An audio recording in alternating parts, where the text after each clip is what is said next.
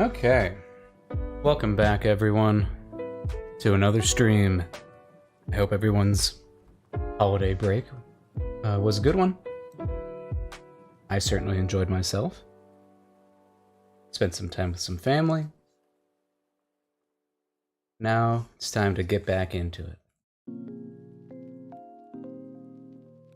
Let's see, let's make sure everything's working here. Where's my head?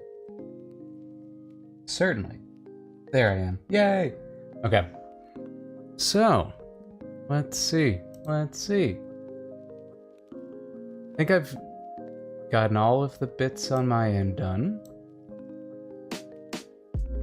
So yeah. I know it's a little late. It's like 9 p.m. my time, at least. But you know, today was another long work day. So, if no one watches this, cool. I'm fine with that. This is an excuse for me to work. I'm gonna go on drawing with reference here. Do some warm-ups. Over the break, what did I do? I made some fan art of K-pop Demon Hunters, which is pretty fun. I usually don't give myself time to make fan art, but it was just calling to me. You know, I had to draw Zoe, and then because I had to draw Zoe, then contractually I had to draw the other two as well.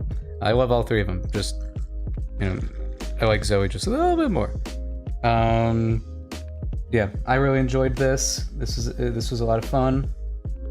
And then I also ended up making a variant where they're all species from the last Fire Sprite. So that, you know, a little bit of fun. I think it turned out pretty well. I don't know if it's... I don't know. I'm curious if it's, you know, print quality, you know? If people would buy that. I don't know. Because I am planning on tabling at a convention this next year, so... You know, that could be a good one. Also, I was just doing some, like, portrait practice. So I was drawing some of my favorite creators and people in my style. Just trying, you know, that practice of looking at a person and translating them into the show, you know? So I would start out, say for like Matthew Mercer here. Oh, whoops. I would start out like actually drawing him. And then I turned him into Reptoid with the idea of what if his luxurious long hair is actually these spikes, this fin, this gross fin thing. So you're welcome. Danny Mata is another YouTuber that I think is pretty cool. And then we got Laura Bailey, of course. I turned her into an Avasaur. That was a fun one. And then we got the actress who voiced Aphrodite in Epic, the musical. I am blanking on her name right now.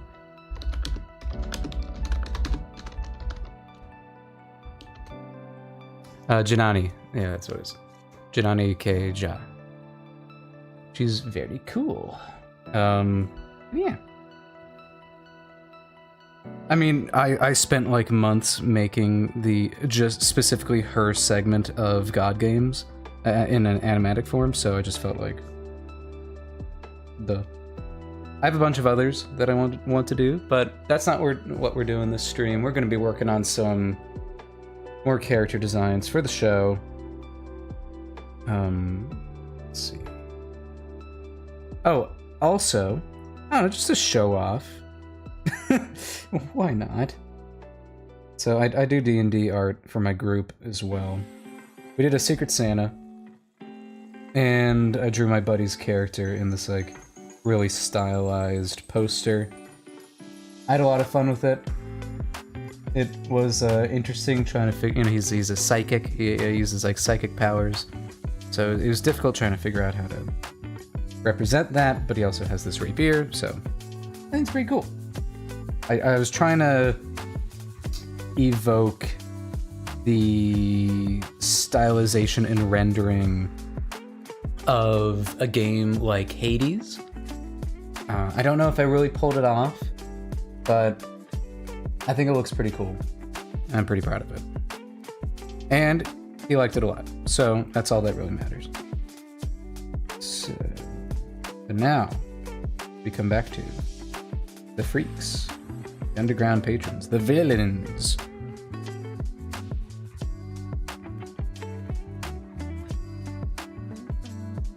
Yeah, that, the perspective was pretty challenging on that one. But it you know, any time that I can challenge myself, the better. Sorry, another tangent. I'm going back to the K-pop Demon Hunters one, because, dude, this is a tough perspective. We're looking up at them, and, let's see. I kind of had Zoe figured out right away. Like, right there, that was like the initial sketch. And then initially, Mira was at just like a full profile. But then I got to this point where I was like, well, we're looking up at them. That doesn't look right. I need to restructure her whole body so that it looks like we're actually like looking up at her. So that led to her much cooler pose, I think. She's kind of like walking away and looking back at you. And then, of course, I wanted Rumi with her sword behind her back. And really all I had to do, I just ended up flipping it because just to fill that space a little bit more. But originally it was, you know, it was a lot. I just played around with their the sizes of them a lot. That was fun though. Yeah. I think it would look really cool as a print. Because I also went in and added this like texture to it. I don't know if you can see it, but kind of give it this like grainy quality. Whenever I do like a poster print, I like to do that. It just like adds like a certain level of like texture to it. I don't know how to explain it. I just like how it looks. That's it. Okay. And you know, because of all that, I had some more practice, you know, messing around with these different creature species. But also my one like the one inhibition with the my little portrait studies as well as the K-pop Demon Hunters ones was, yes, I changed them to look like the species, but if you've been like following along, you know that I've been really trying to play. I've really been trying to play around with the proportions of everyone and making it look all like unique and funky. And you know, if I'm doing a portrait, that's like one of my biggest challenges is trying to figure out what to exaggerate or if to exaggerate anything. So like a lot of them, like all of them right now, kind of just look like I drew the person. You know, like I just drew the person, but cartoon, you know? And part of me wonders if I want to like really stylize it, like take it a step further and see like what that would mean. Like how do I keep their look? Like how to make it still look like them while, you know, playing around with the proportions a little more. I don't know, making it look more stylized. That's a challenge. Because with these guys, I'm kind of just making them from the ground up. So I can make them look as funky as I want, you know? Like this guy. Or this guy. Oh, right. God. My hand's been getting like stiffer and stiffer, and I'm kind of like starting to get worried about it. But I did just get a new wrist brace, so I'm hoping that will help out a little bit. I had lost mine for an extended chunk of time, so I think bringing it back will help out a lot. Because I didn't feel it a whole lot when I was wearing it, so we'll see.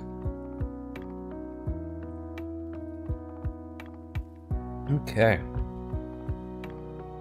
We'll start out with Crow here, I think. I'm pretty happy with all these guys. Yeah. I'll play around with their color palettes a little bit more later. But line art wise, I'm happy. And, oh man, I can't wait to render this guy. Oh, Jesus, okay. Right. Hey John, thanks for following. Appreciate it. I'm surprised too. There we go, yeah. I almost dove right on in without warming up. What kind of artist would I be? What kind of example would I be setting? I think they're all dudes. So there we go.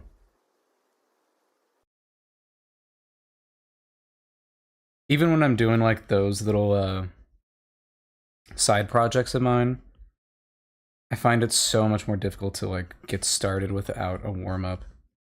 I did it both for the K-pop one as well as the art for my friend. Trying to be a lot more loose with how I'm holding the pencil. I typically tend to grip it a little too tight.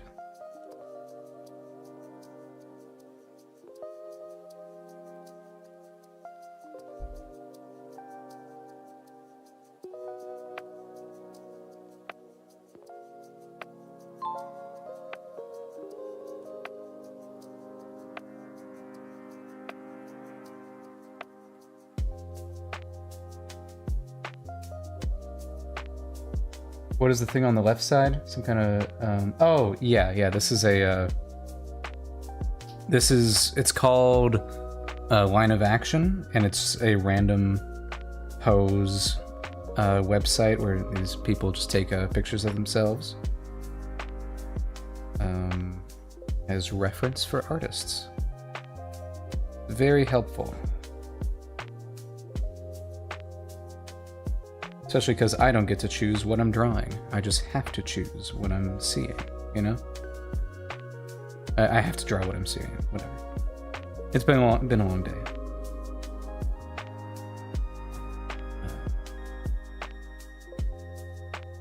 Ooh, I always love this hand pose. Unfortunately, I can't mess around with it at all.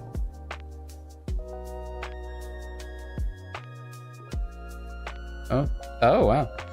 He's pondering the orb. I've never seen this before. What a fun pose in which I can't see most of his body. Yay.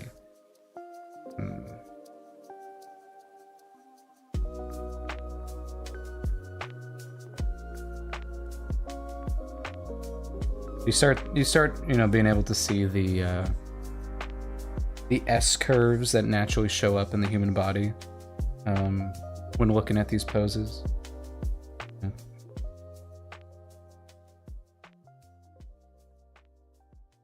Orb. The orb. Okay, and then his head's kind of doing this.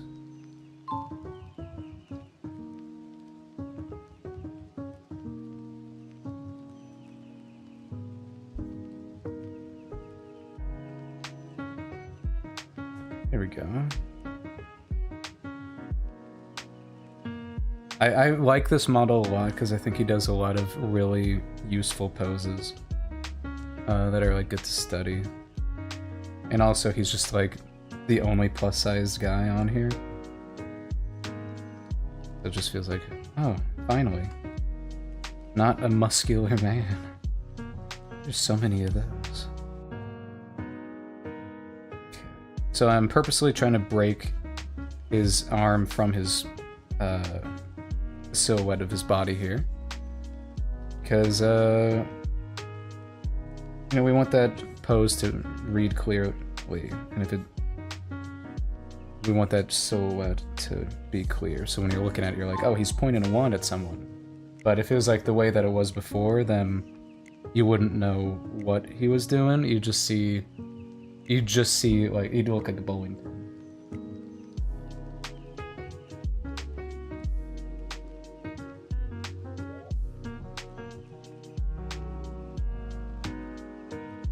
This guy is like confusingly ripped.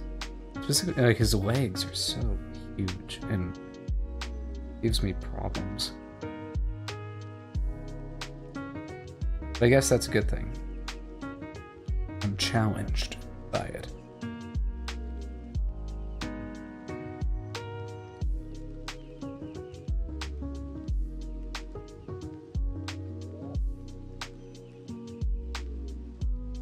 Dude, ever since I watched Your Name like a month ago, I've just been wanting to watch it again. It's infected me. Here we go.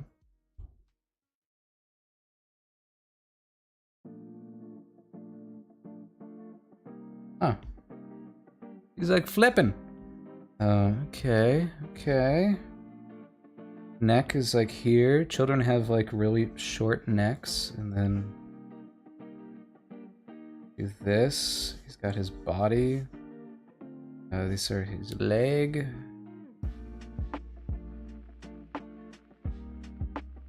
Yeah, he didn't skip leg day. You're right.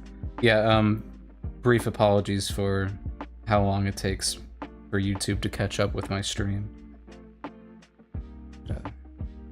I'll see the comment like way later.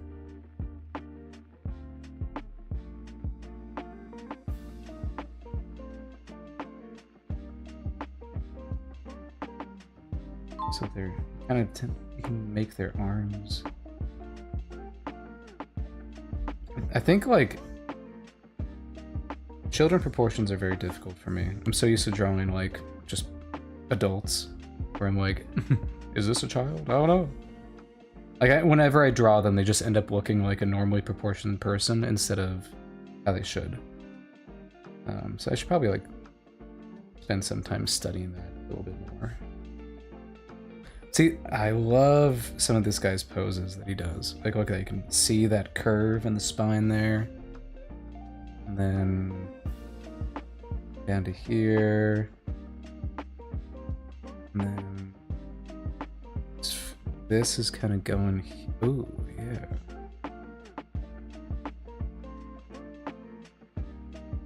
And then, like, there's less weight right there. That's fun pose.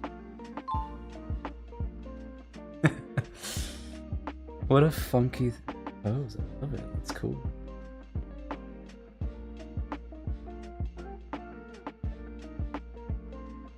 Yeah, larger heads. Because like the way to make there's like a real finesse to designing like just a short person.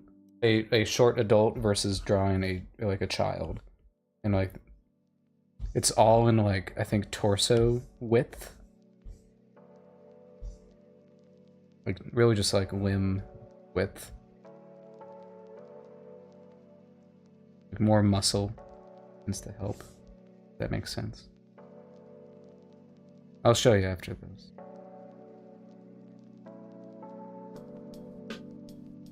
Then this is going this way.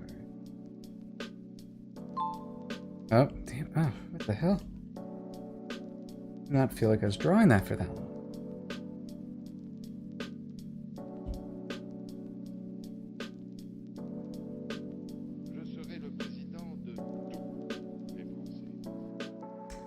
Anyone else's parents watch It's a Wonderful Life like every year around Christmas time?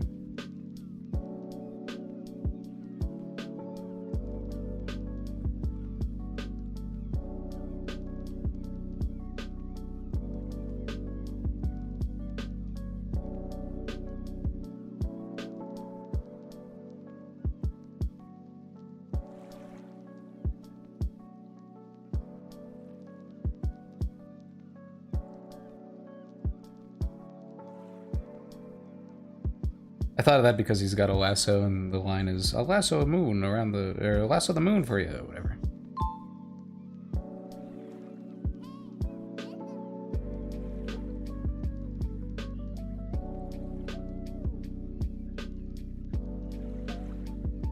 Ah, Charlie Brown, nice. Yeah, I never really understand the.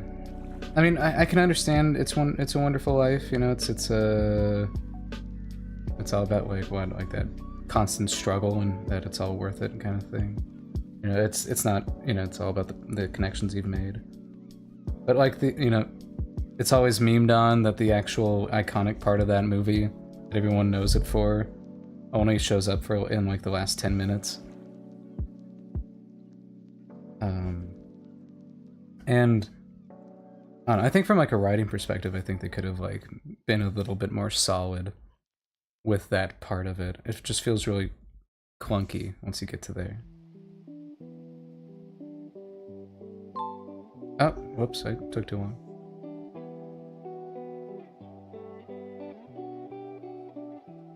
Okay, that's so many poses. Let's wrap up with that. And we'll move on to hands. Woo! Love me drawing some hands. I used to not, but I do now.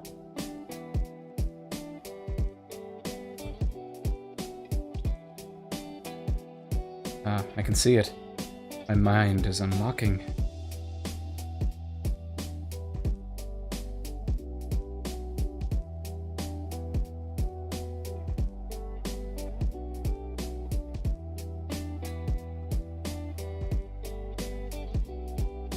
Rest of the hand is here. It's bone here. We meet up with it right here.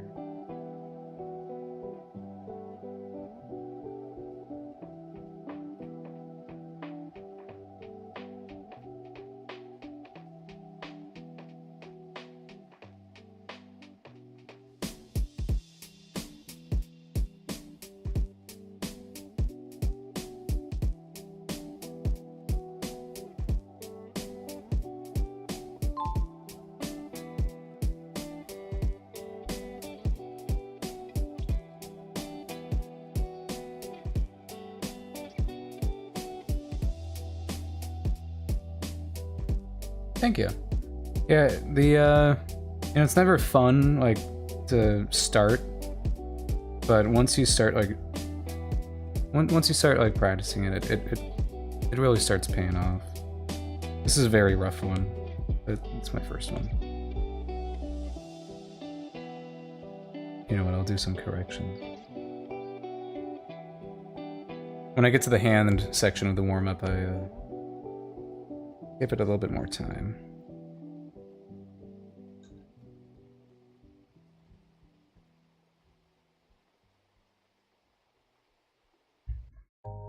Essentially, we want to think of it as this is a pentagon. Right to here. This is a pentagon. And then that pentagon, the thumb part is its own triangle. It's bending, usually it bends like out here, if it's like out, you know, just laying normally. But right now, it's in, like right here. So then, this.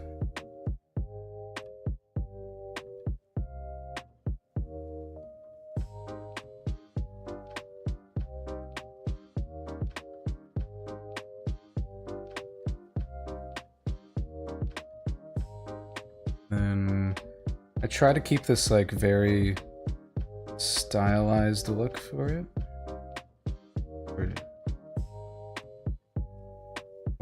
I want it to like become very shapely in its appearance. The fingers specifically.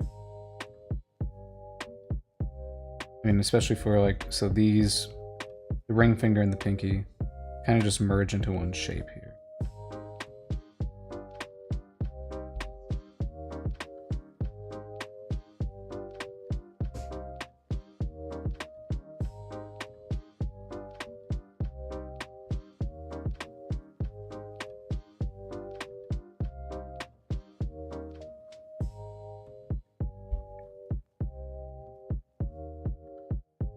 A little better than that. Let's get back to it. Next one. Why does it do that? No, no, no. Do I play and then go to the next one? Weird. Glitchy.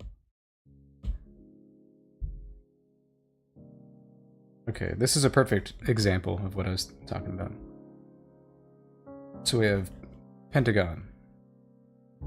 The point of the pentagon comes to right in between the middle finger and ring finger.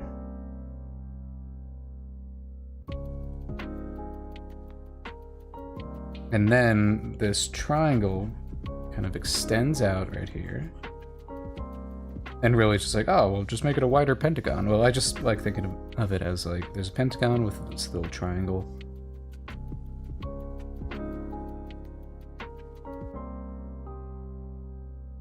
I try to push this a little bit.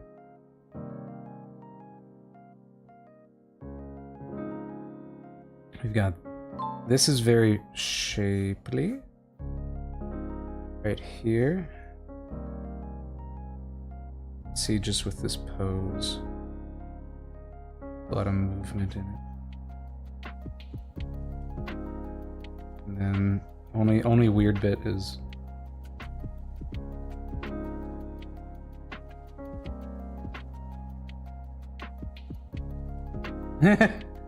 yeah. Like that.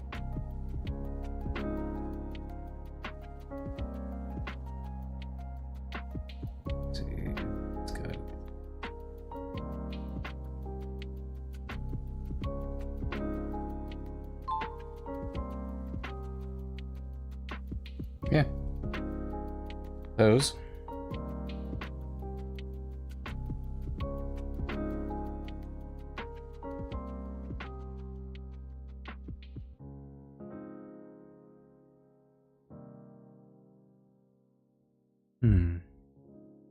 This is a very square hand. That excites me. Very cool. Very cool. Check that out. This is like a working man's hands. Tell. My grandfather worked on airplanes. It's like a mechanic in his youth. He had these massive hands. Let's see.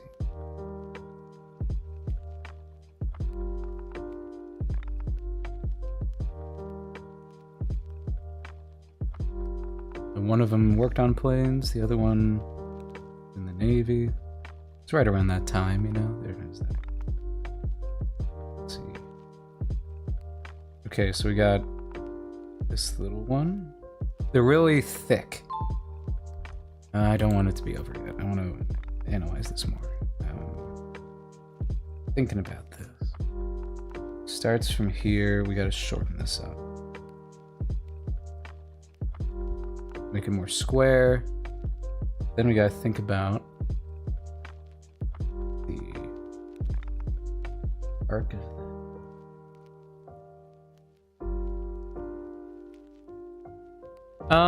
I don't know yet. I don't know if it's, I mean, well, square hands are a lot more, I think they're easier just because I get to like ignore certain rules, you know? Especially with like Kerf. As a character, he's got square hands, but he's only got like 4 fingers too. And that just like, it's just so much more fun. Okay, this is the underside of our hand. So we do this. That. This.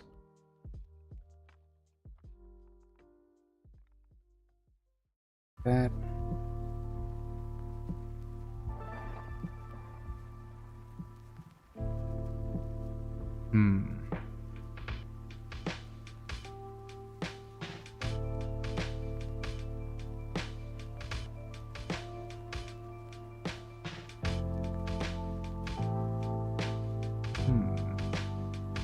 A lot more distance between the ring finger and pinky finger than you expect.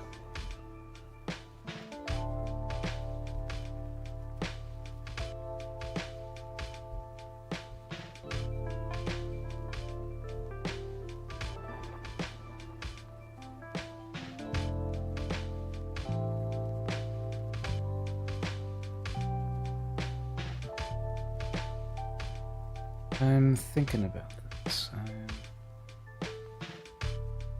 need to be a little stubbier.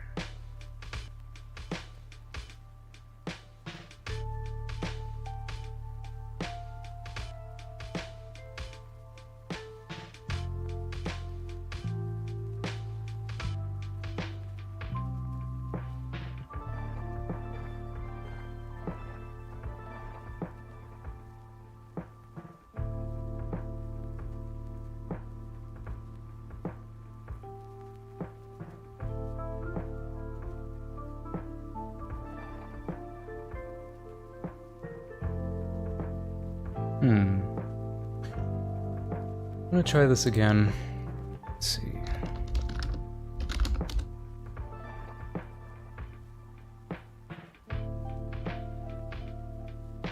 Grab my background.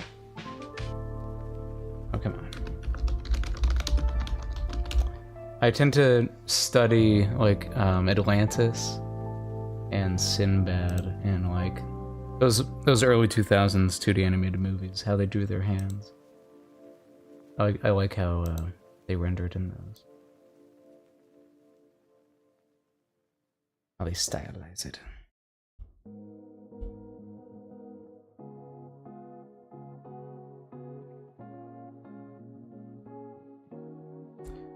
Okay, because if I was doing that, if I was simplifying it, I think I would combine these.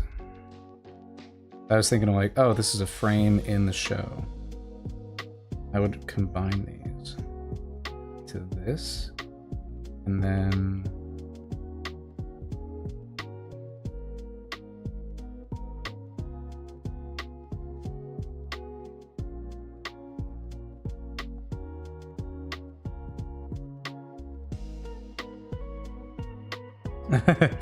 yeah, that animation of Eris is really cool from that. Let's see.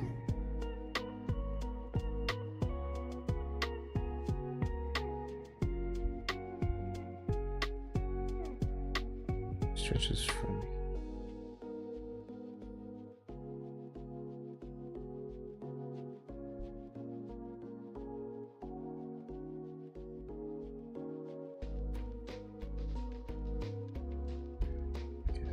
Help make it feel square. We square that. Just a really thick thumb.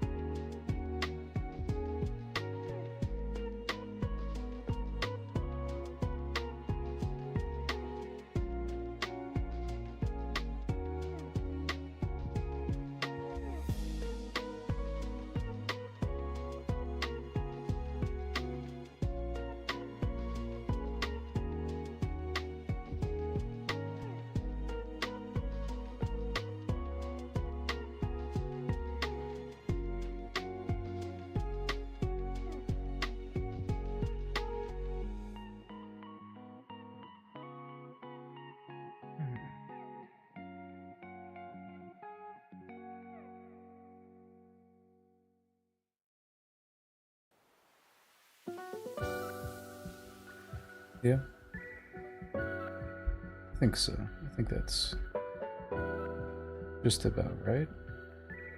I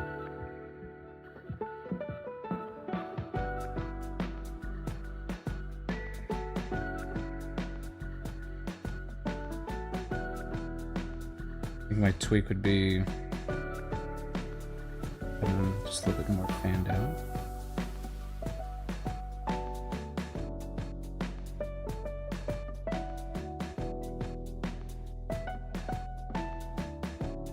Cool. Okay. Let's get done with that. I'm done drawing hands. Hit 3. Just warm up.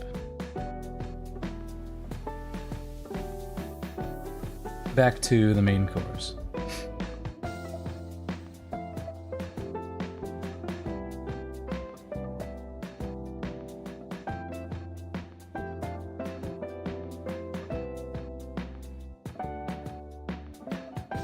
Okay.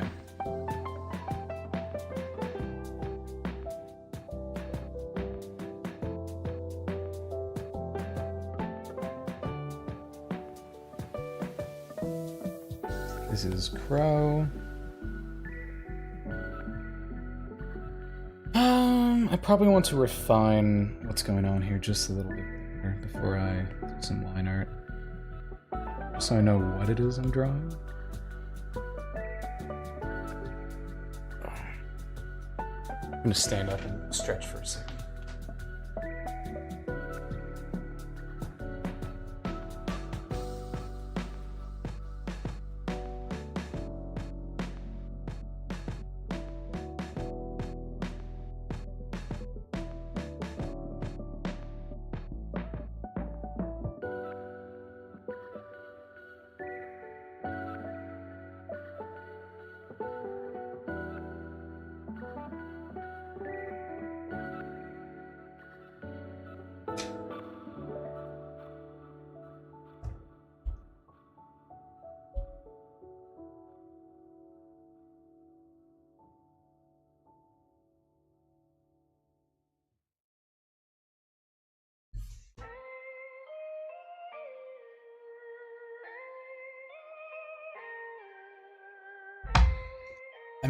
I might mess around with some other concept design stuff on this stream as well.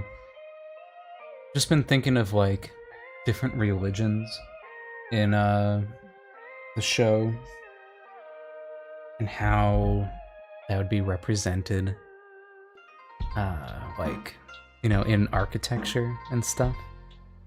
How did that show up in the city?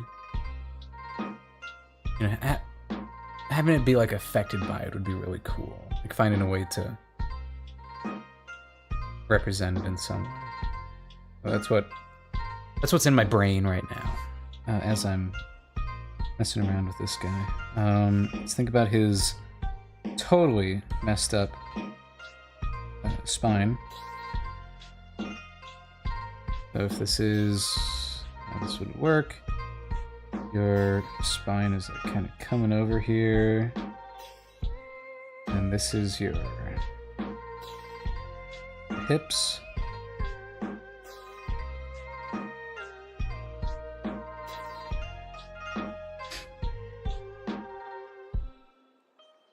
Got a booty, and then let's see, would it be better like this?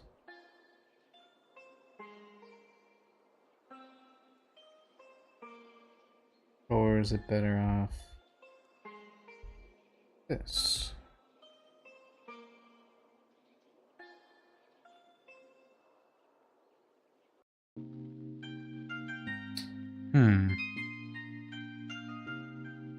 I like the other way.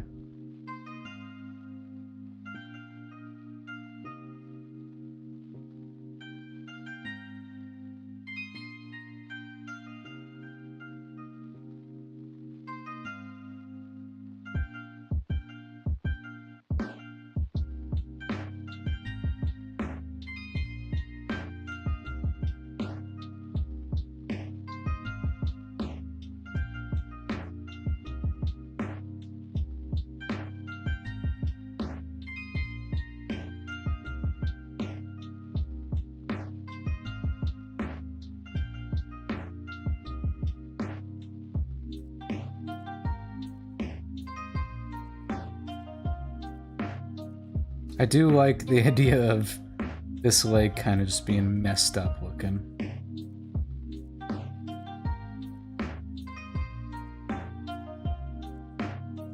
This guy's been in like one too many fights. That's how you make a leg look disgusting. Let's see.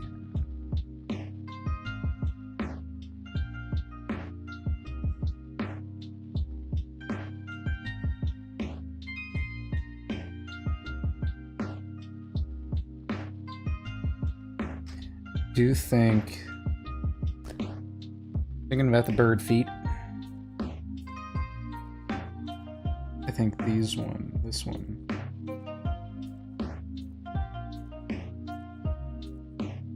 more on the balls of his feet here.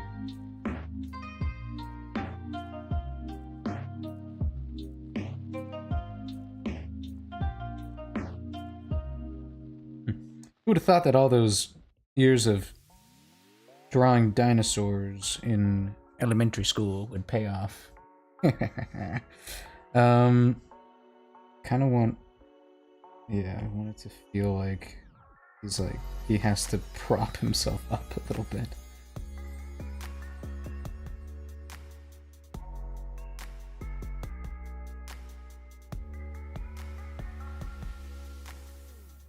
Ouch.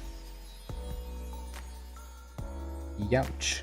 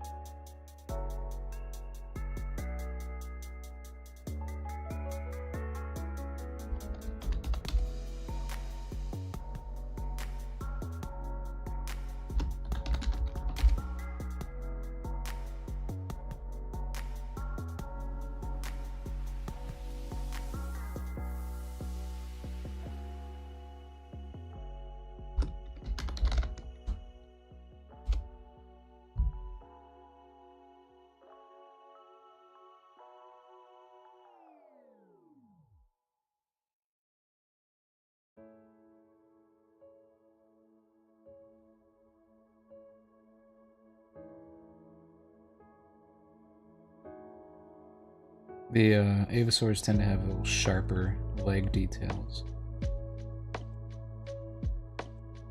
Just to help sell that they have these weird bird legs. Don't bend like bird legs, but they're just weird bird legs, you know? Typically they have little feathers right here. I suspect he's probably wearing something like akin to pants. And not shorts? That's a good question to be thinking about. What is this man wearing? Who dressed you?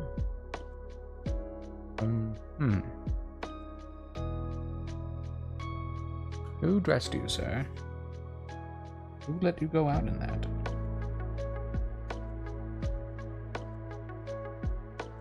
I think this just has to arc inward like that. And then... I don't like seeing his rib. I don't like seeing his spine. It makes me think he's actually... like it's actually exposed. Okay. And then... you have...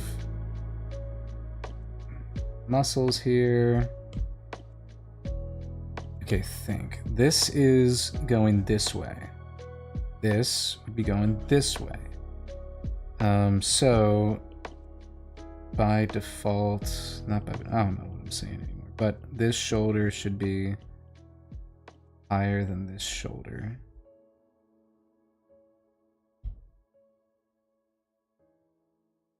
Just to help push that a little bit more.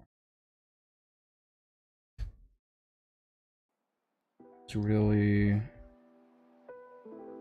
sagging here.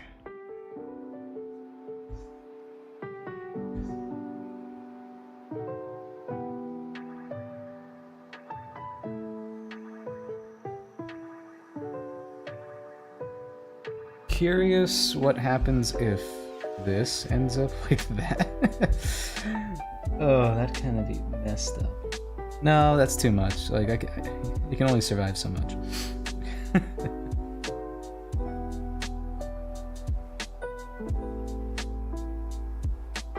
Do like that. Okay.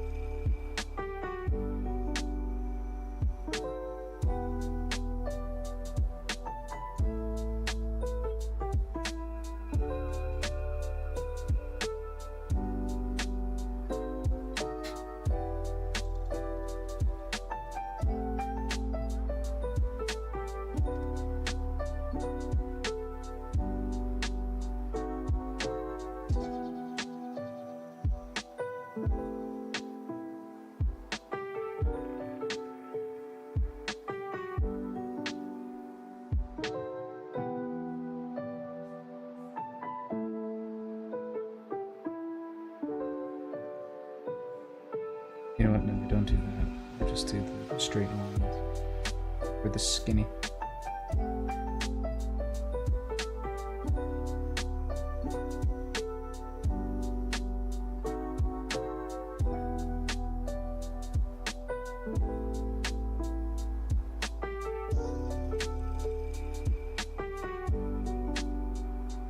Hello, Kwa. Welcome. Long time no see.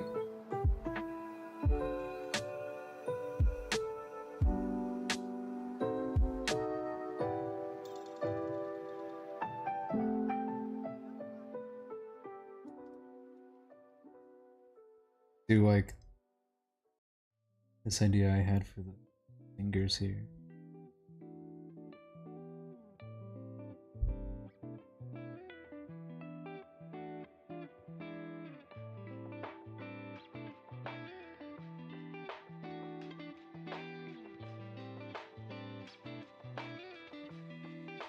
Long time no see.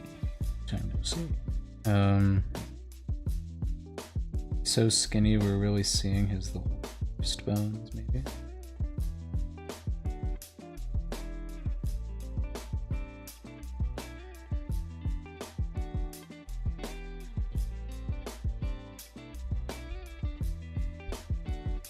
Kind of want this hand to be more exaggerated.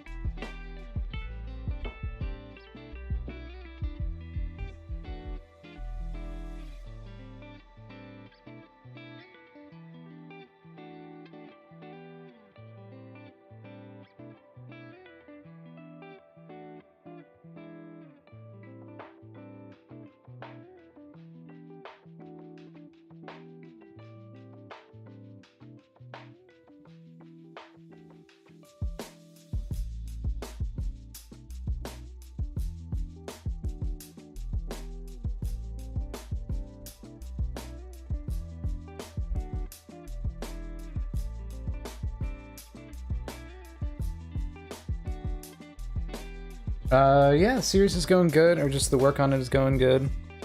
I covered this a little bit earlier, but I did some just like over this like holiday break, kind of just letting myself do whatever it is I wanted to do, and of course that ended up meaning just drawing more.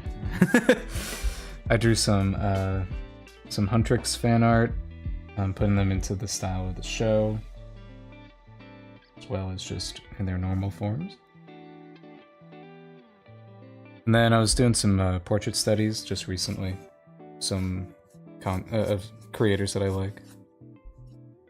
And then also, I did a little portrait for my buddy. I drew him in Secret Santa, so I decided to draw him. Draw his D&D character. So, as far as like last Fire Sprite stuff goes, not much else besides that. I some. What have I been doing? There's something I was doing, I just can't remember it right now.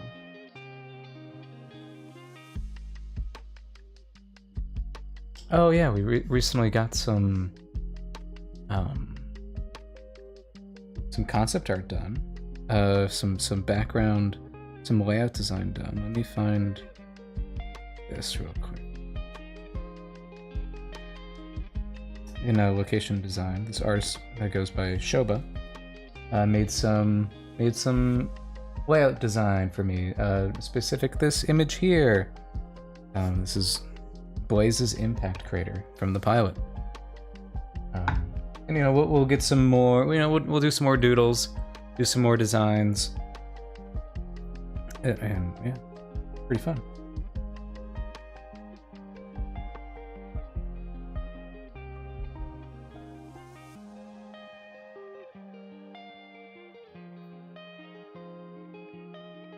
My mind's actually kind of thinking about location design right now. I'm just not good at it, I need other people to help me with it.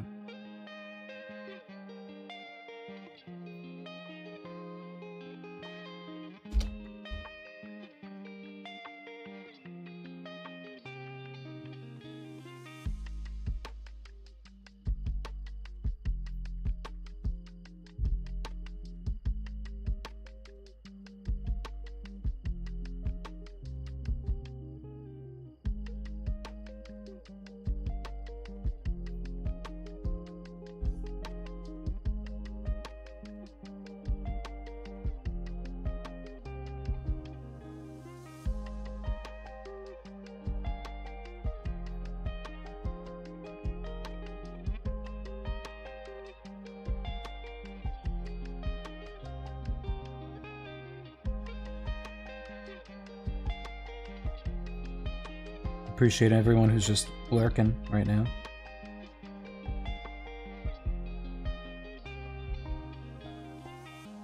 Yeah.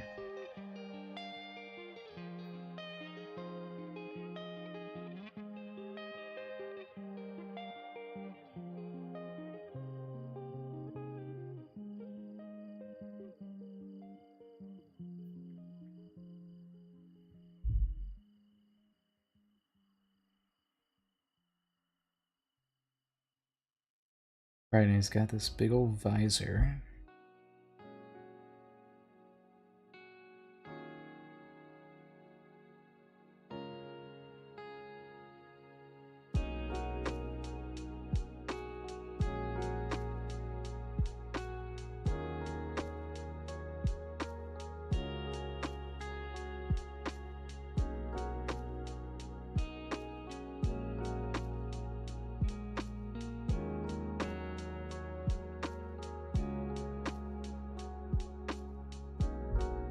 Thanks for joining.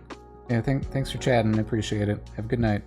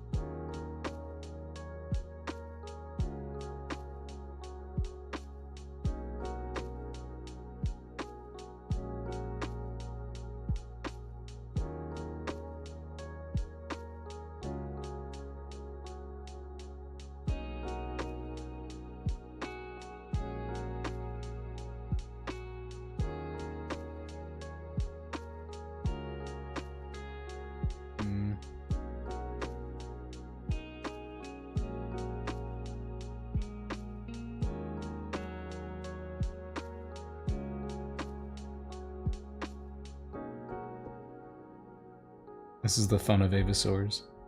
Get to just really go wild with their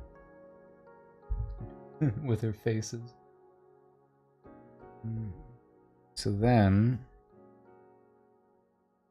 that's being treated that way. And your hood.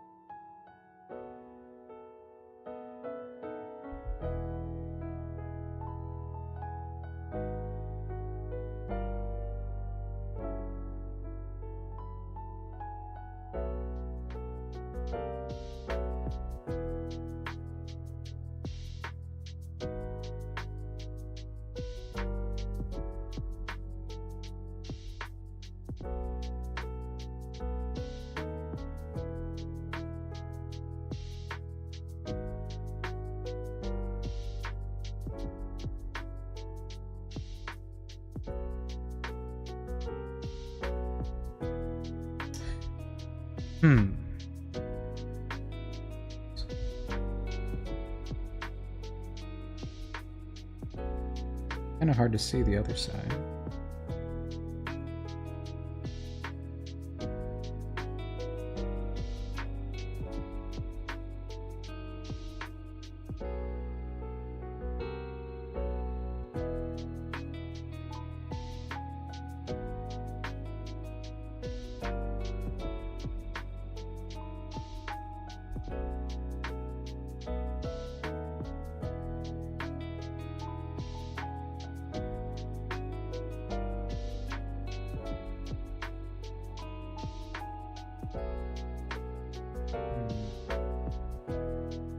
Okay, but what are you actually wearing?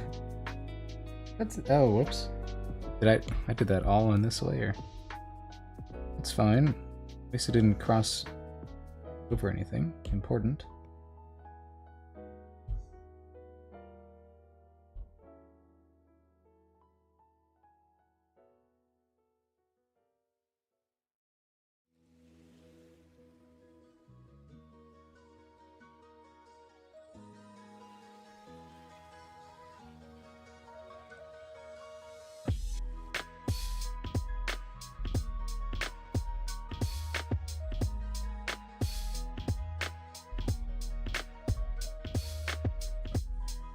think I might go back and actually just do the dangly arm.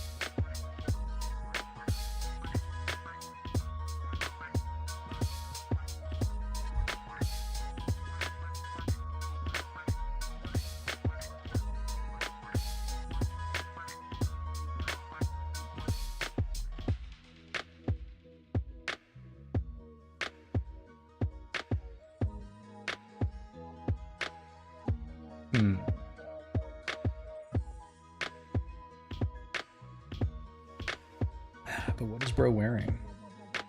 Kinda got this like little vest on, I guess. I don't know. I don't know what to think of it. Yeah, it's just a hood.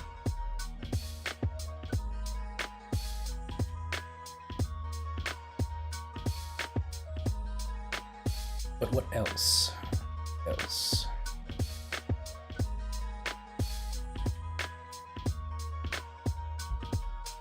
He's dressed like just beaded elements, and he's got to look like he practices dark arts. The dark arts. Dark. What the hell am I saying? Dark arts. Let's see. That just makes me think of Warlock. I think that's what I looked up last time. Some Warlock designs for D&D. Love me a Warlock, my favorite class. Haven't played it in ages. I'm trying to play every class. But I mean, come on. It's the Warlock. Okay, so... and then,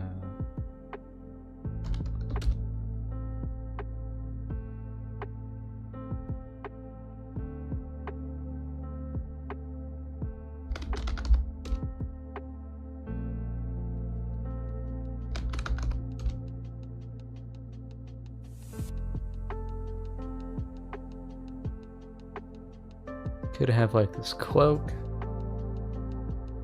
especially if he wants to cover up his shifty deeds. Tattered cloak would be helpful.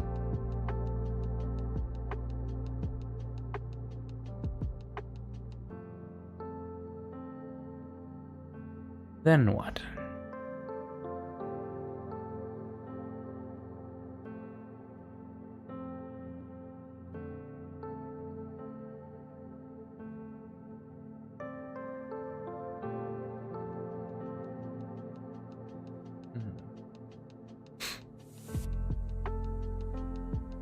What is lit up and what isn't?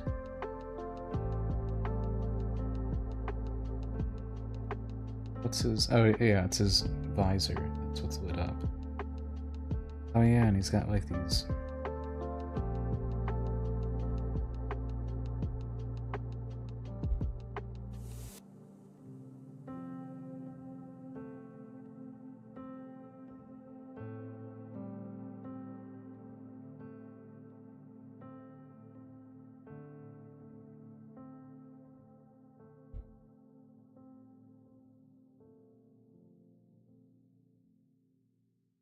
What are you wearing?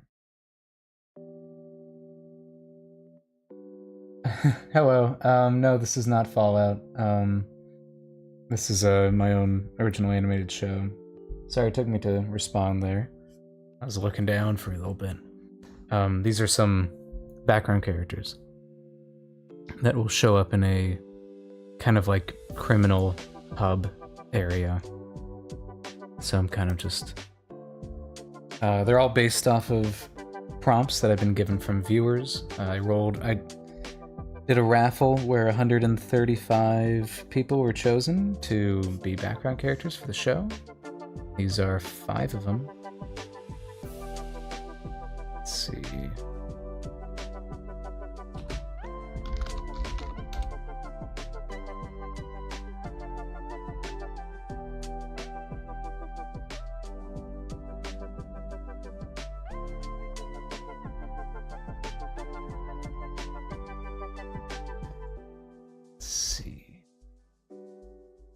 So then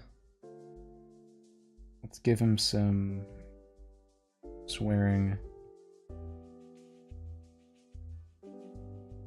Just wearing some sleeves.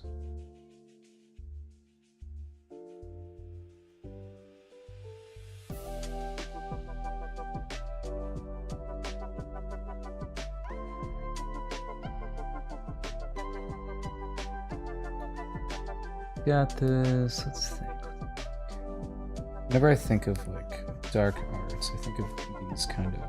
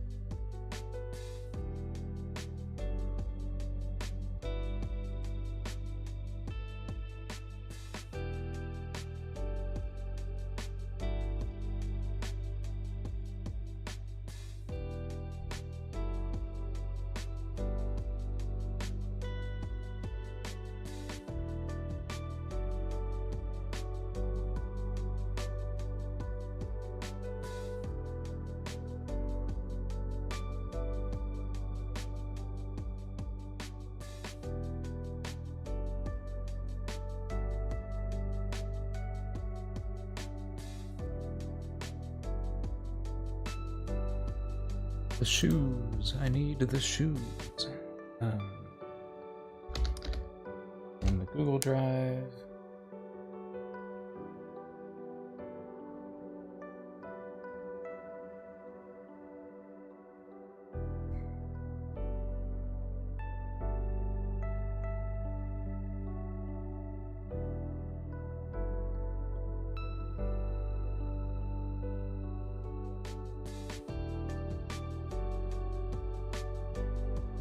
Okay.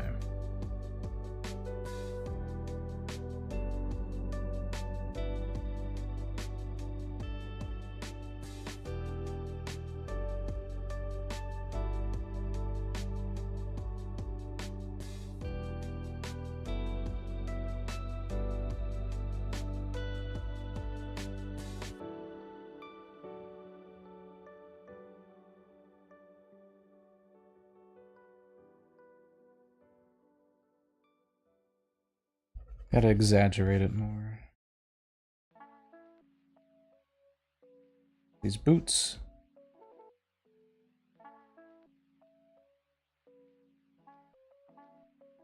How do boots work for a person with chicken feet, you might ask? Well, the little toes stick out.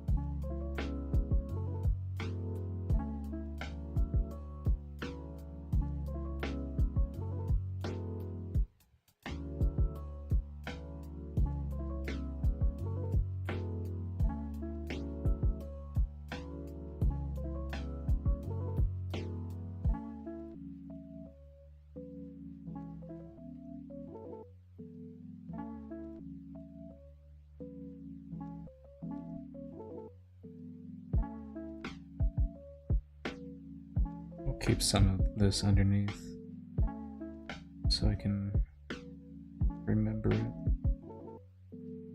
Okay.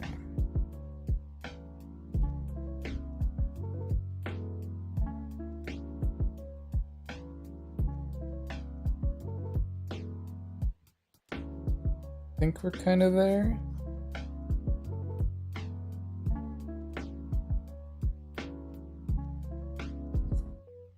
Definitely nearly there. Let's see.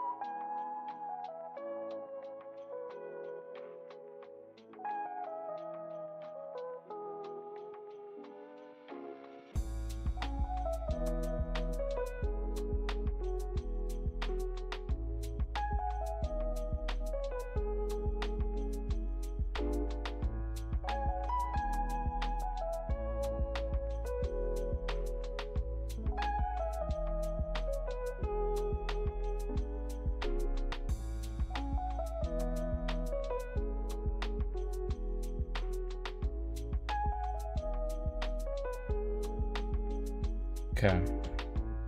About color. Clearly he's got like this red.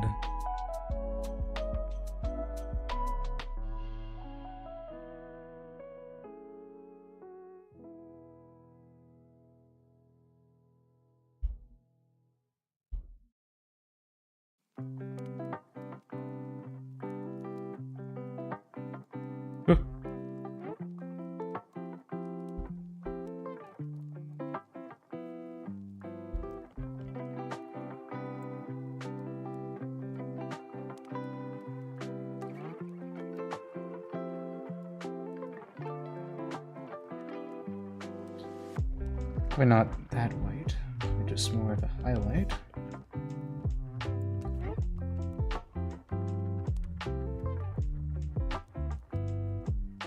Something like that. And then being mostly dark colors. Thinking about where I want this red to show back up. On the belt.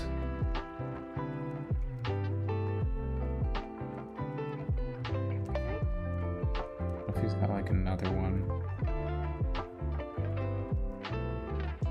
Kind of like this.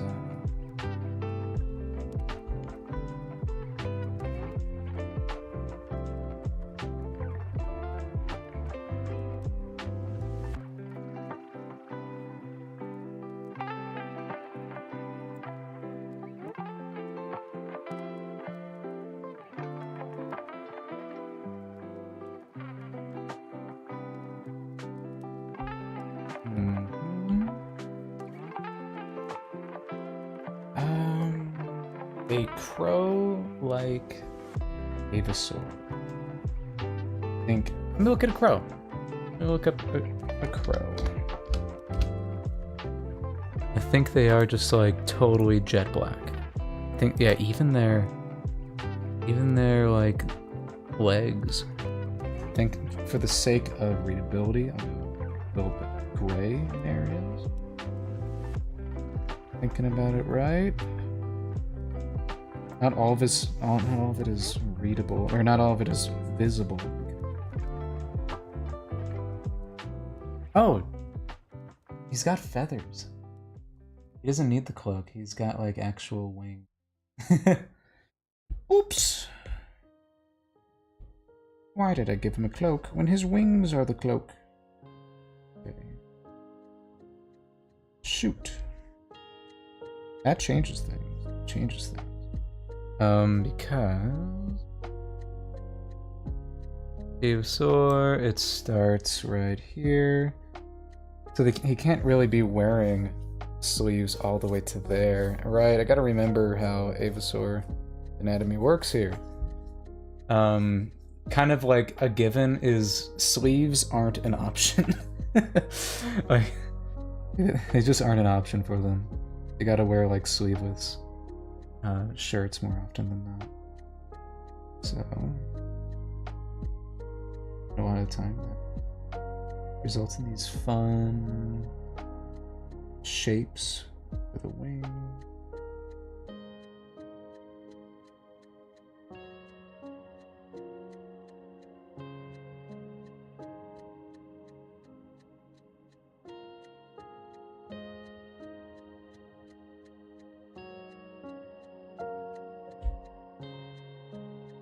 There we go.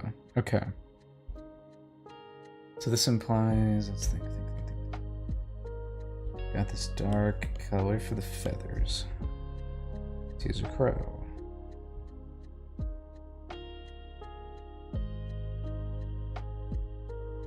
He's got as long as sleeves that he possibly can.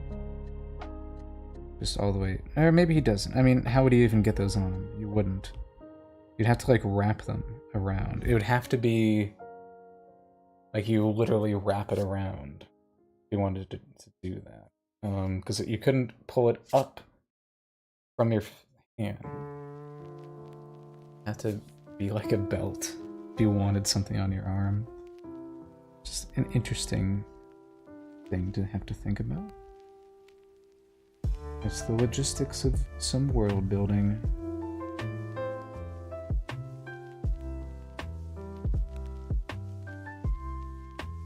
So we got some feathers here. Obviously his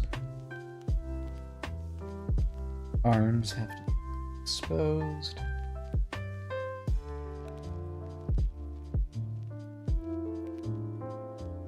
This is going to be one of those ones where it's the magic of color theory will make this look correct. Probably the answer is in more blues than I expect.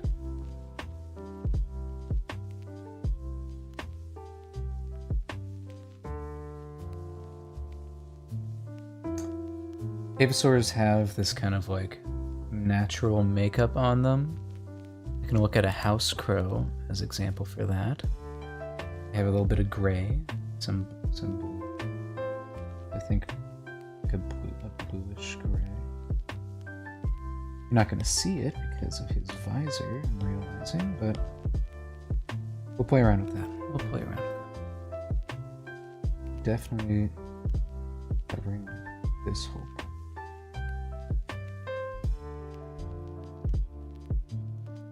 And then it is above the eye, or just around the eye in general.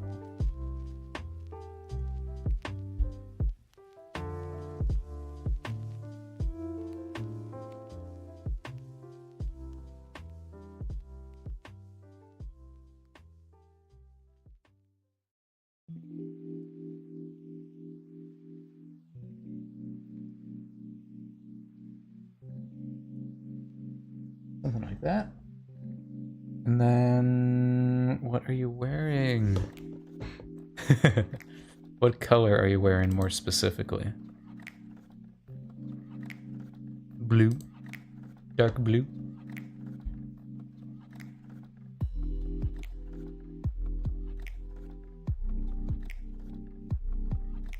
Oh. Be patient with me on some of this. Why is that being covered up? Oh, because it's a linear burn. Back to normal.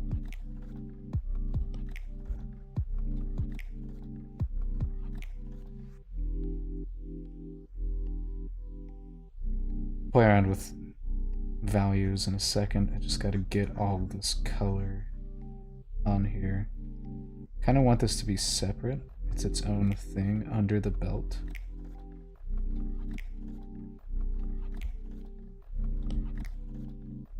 Belt is its own thing. This thing is its own. Which then makes me think about some kind of gray.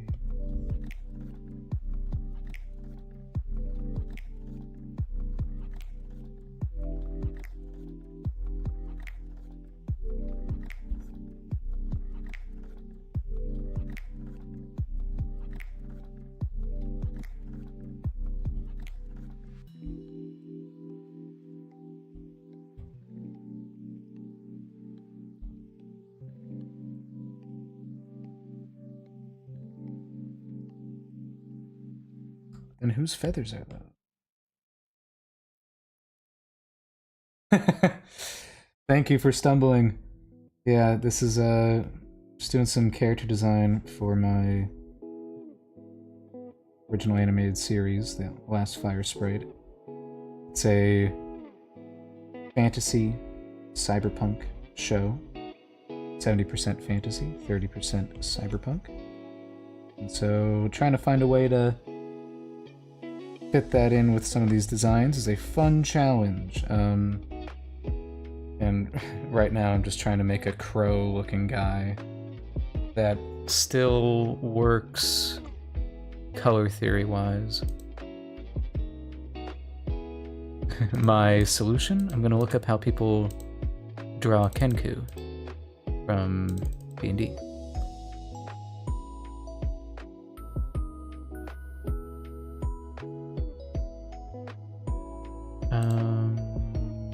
Okay, so like some grays. I like how some people just lean into the full black and then we use highlights to help things stand out. That might be the way. So I kind of dig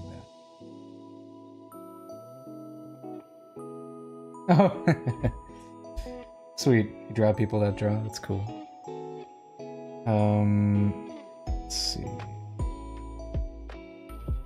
This is a boot.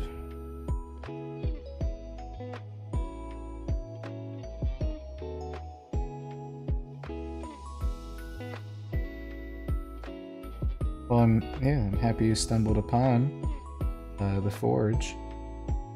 We just just a chill spot to draw, work on whatever it is you're working on, while you listen to me babble, and struggle through character design. As in like my username, I think it's the exact same as my channel.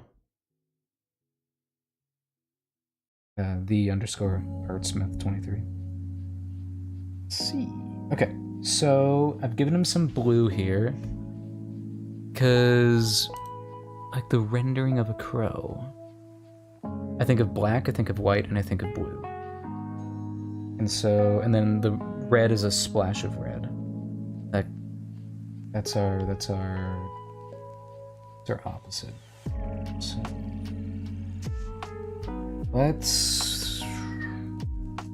I look to the gradient map for guidance. Let's see.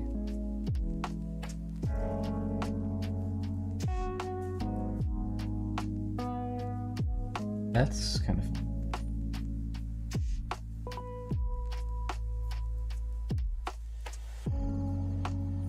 Gradient map. Gradient. In black and white, just I guess makes sense. Just how do I push it?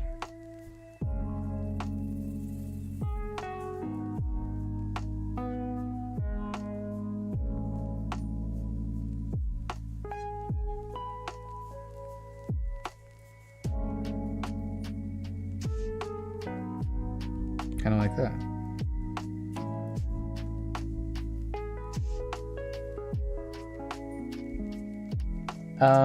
No, I don't have a Discord server, no. I've been thinking about doing the Discord server, I just don't know. I don't know if I'm at like the capacity to moderate something like that, you know? Let's see. I might have to look up the like auto mods and stuff. Anyway, sorry. Thinking. So we think about the blue. We go with a strong vibrant blue. No, we go with less saturated.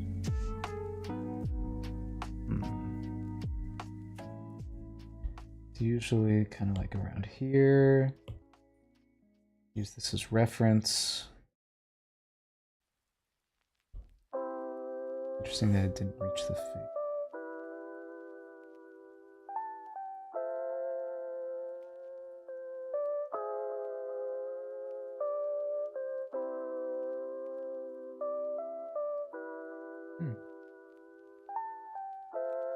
Weird. Am I going crazy? Oh. Oh, there's just nothing underneath it.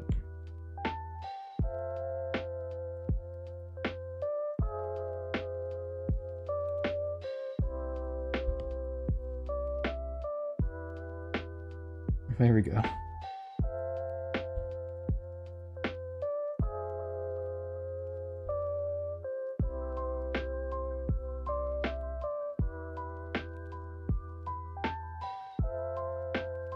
That's a good one. Okay, let's see. And then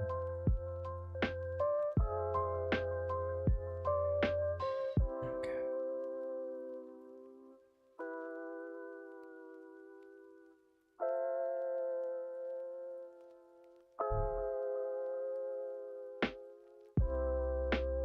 The schnoz. Got a schnoz.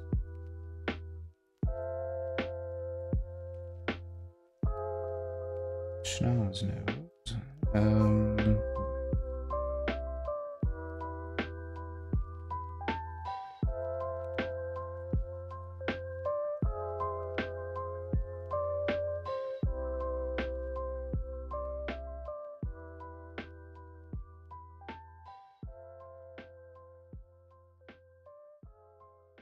Yeah, so the guy that I'm currently working on is an Avasaur, which is essentially this kind of like bird, harpy kind of person.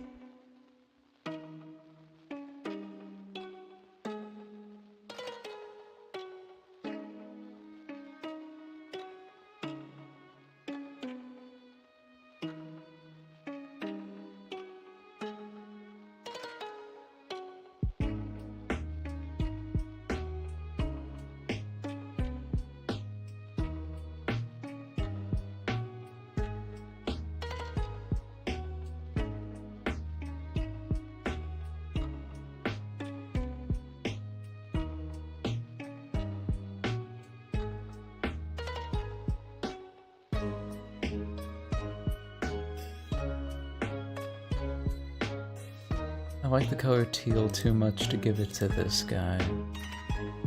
That makes sense. Yeah, sure. Go ahead.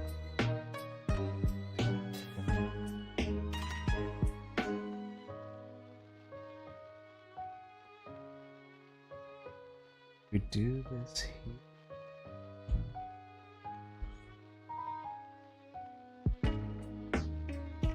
Have fun.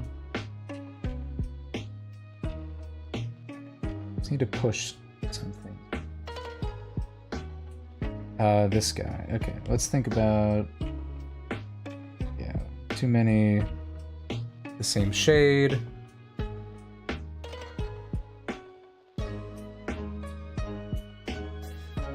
Be interesting to think about. What's your color?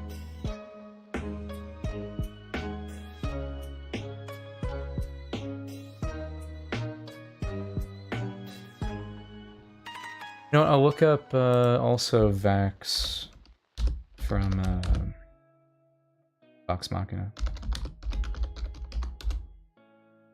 Because he had, you know, he's in all black, but they make his design look correct.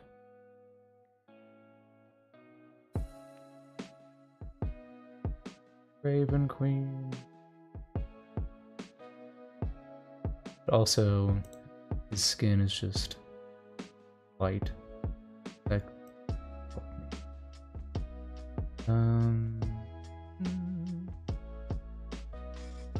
Looking at Phil. His character design. There we go. So, it's all very subtle hue shifts. If you're looking at it, it's mostly a blob, but it's darker at certain areas. So this might have to be darker.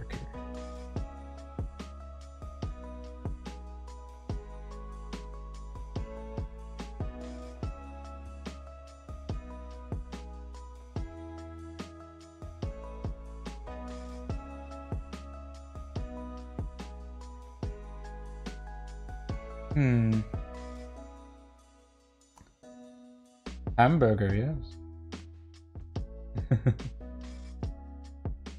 Thanks for joining the stream. Working on some funny guys. Let's see. Okay, this guy.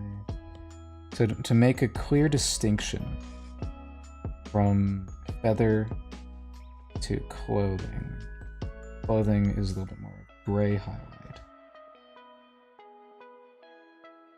and feathers are this blue.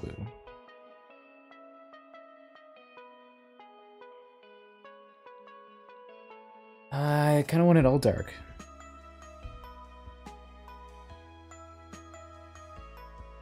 And then, because, you know, the highlight is this red. Probably brighter.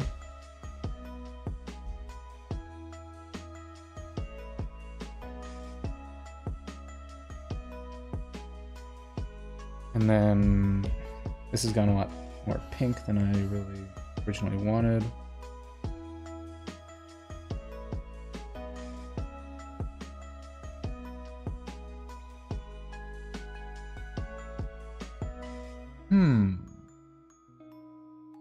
Decisions. You feel funky to me. What elements of the design feel funky? A lot of it. Trying to be stealthy. You probably don't want people to see your legs. Just make the legs darker. Okay, but now if we're thinking value-wise, still need some things to stand out a little bit more. Might be his feathers. Yeah, it's probably his feathers. And then... yeah, it's really just the feathers. Okay. Lighter feathers?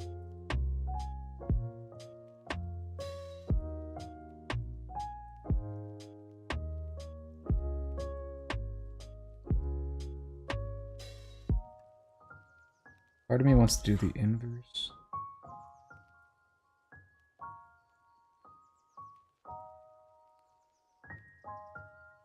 What if I do the inverse?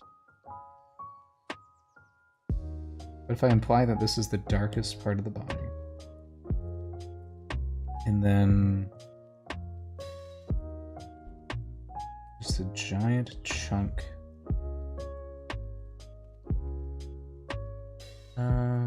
No, but I think I'm on the right track.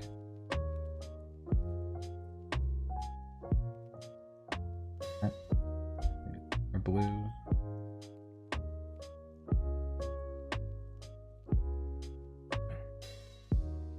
More blue for this.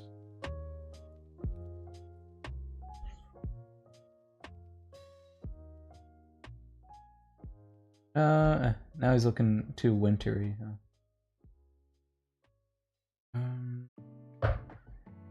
Shall I return to the gradient map? Not that gradient map. Really just like Instant might help. Venice might also help. Let's see. Neon. Honestly, that kind of looks sick. What the hell?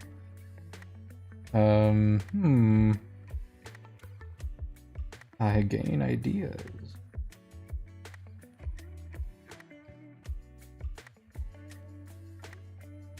And maybe simplifying it is just leaning into some.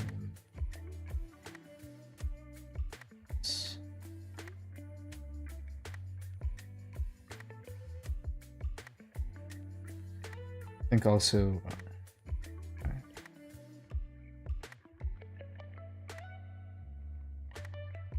Why can't I keep the copy?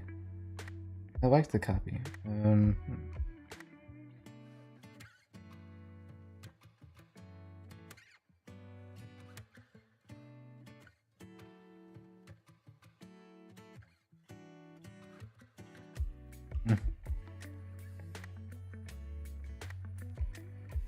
Idea. They stop being a dingus.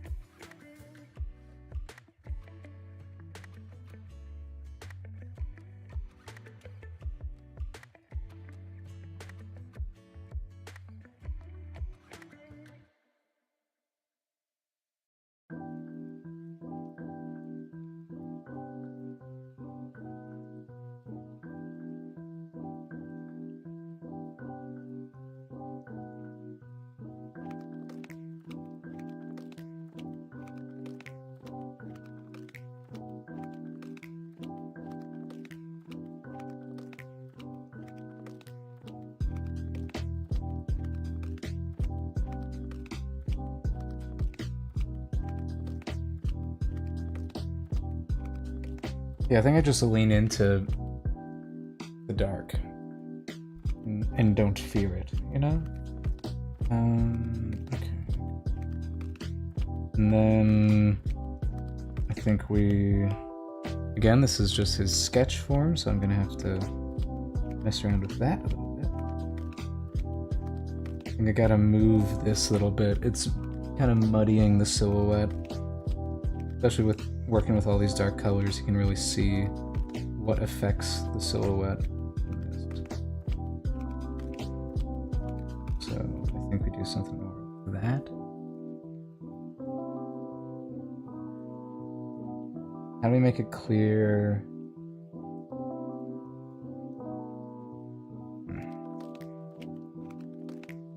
Further down? Is that what's happening?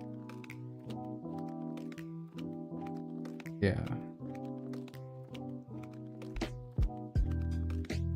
This way it kind of looks like he's going like, what? And I almost feel like with the power of the warp tool, break his back a little more.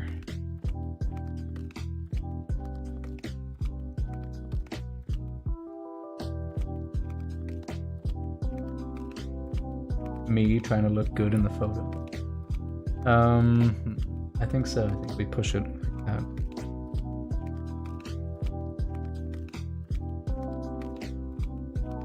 Yeah, I dig that. That's pretty cool. That's pretty cool. It's I think if I was Zachariah Crow, I'd be pretty happy. I hope.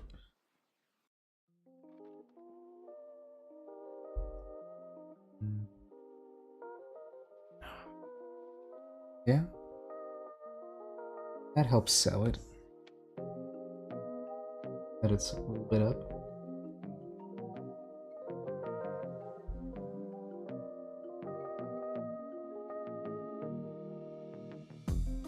Do we have the red showing up in other places? I mean, really, it's As with all designs, we want to draw you to like the face more often than not. But I feel like he could have it on his like boots or something. And if I were wearing boots, this would be where that bit would be, where the strap is. And I have to do a little bit of that. Other like line or something. You know, you just do like random instances of fully saturated colors. That helps make it look more sci-fi. Yes. Oh yeah, and then I'm really going ham with the voices today, aren't I?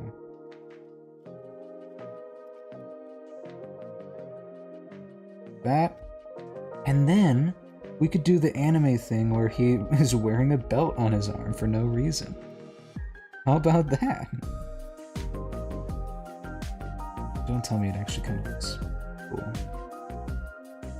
You know, Avisaurs have the excuse to just use belts to put things on their upper arms since they can't fit their arms through sleeves.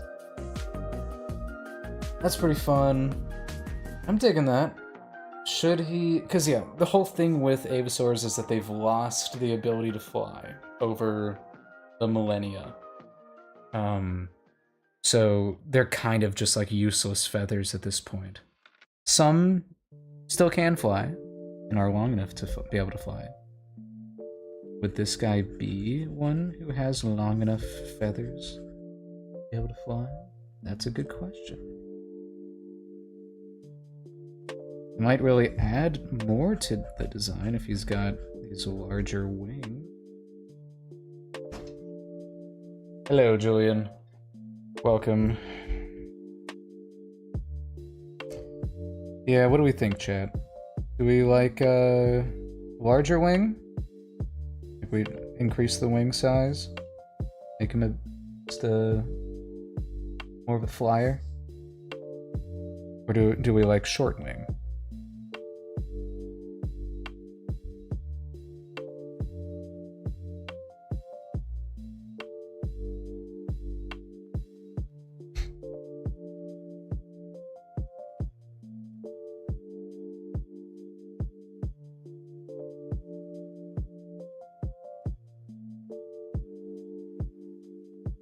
Good question.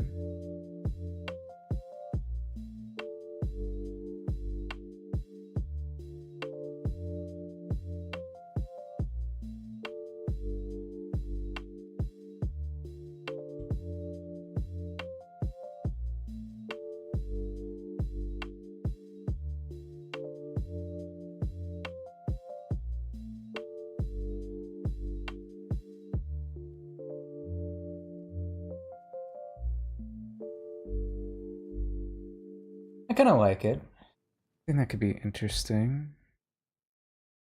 It's more design.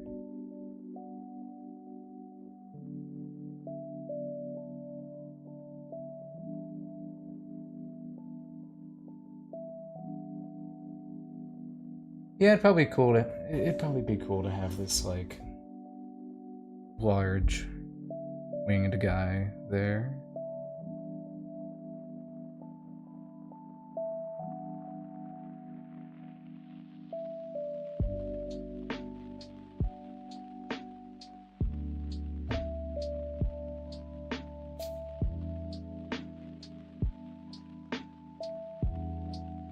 Stretching out the old hands for a second.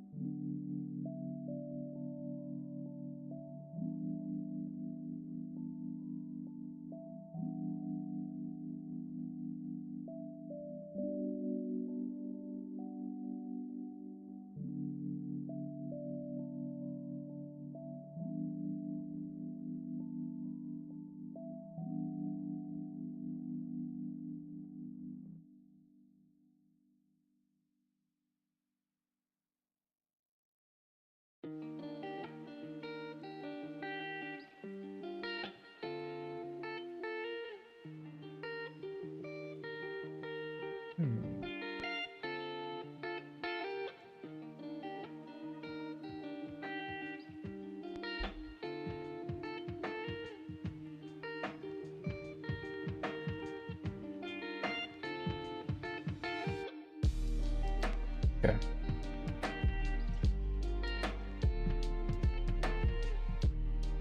What if gray?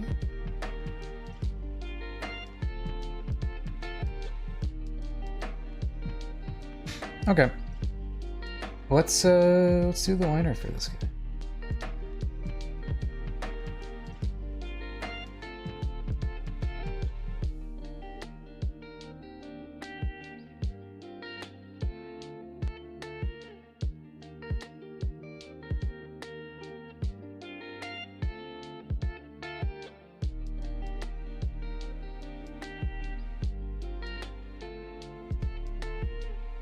But first, I think I'll get up and stretch for a little bit.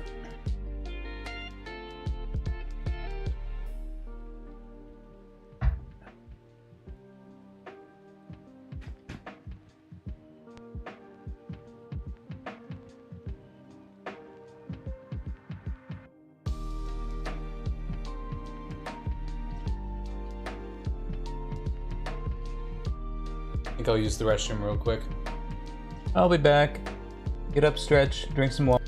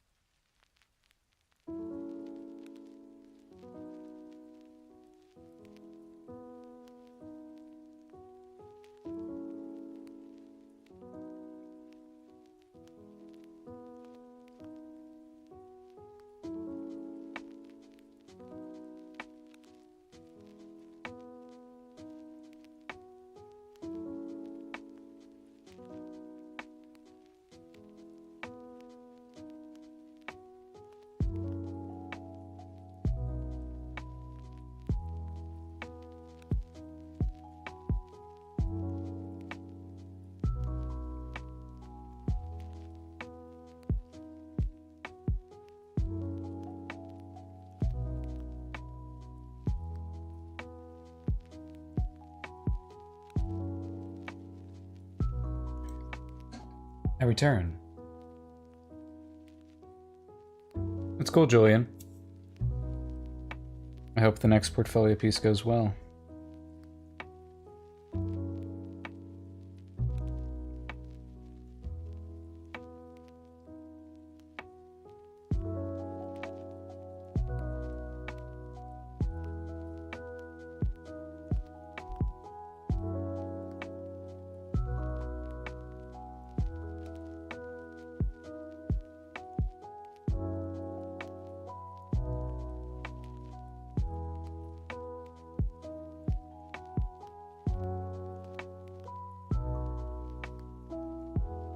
Okay, right. Let's look at this. So it sits right here. I think we'd see the curve right here.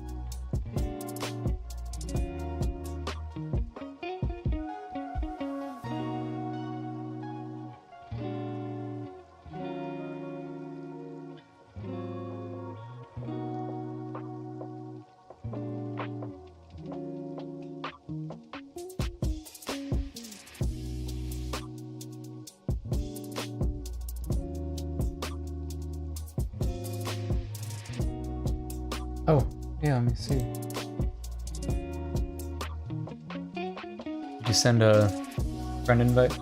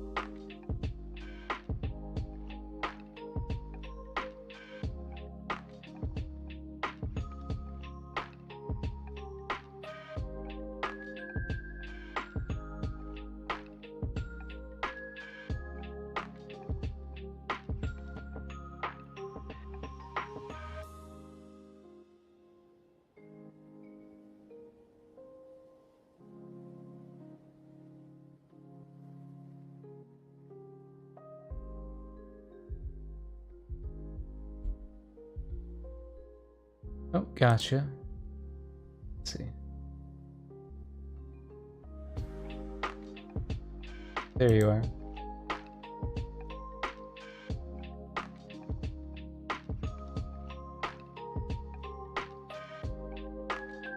Let's add a little fluff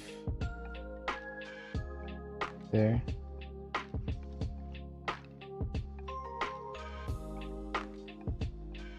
Actually, sorry, it's gotta be more dangerous looking or jagged.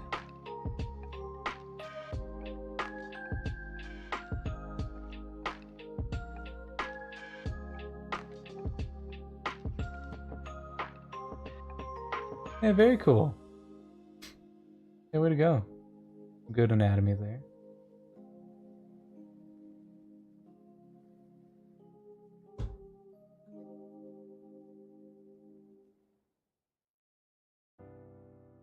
Okay.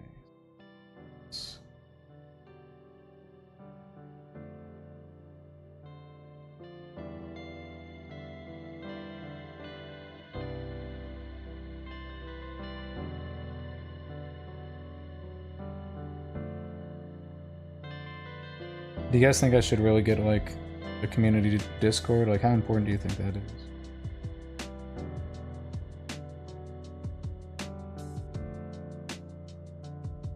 Because like I see some creators, they'll make one and then they'll put it behind like a Patreon paywall or something. Then I see others that will do it for free, and so like I never, you know, it's kind of a weird little middle area to try to figure out what would work best, you know?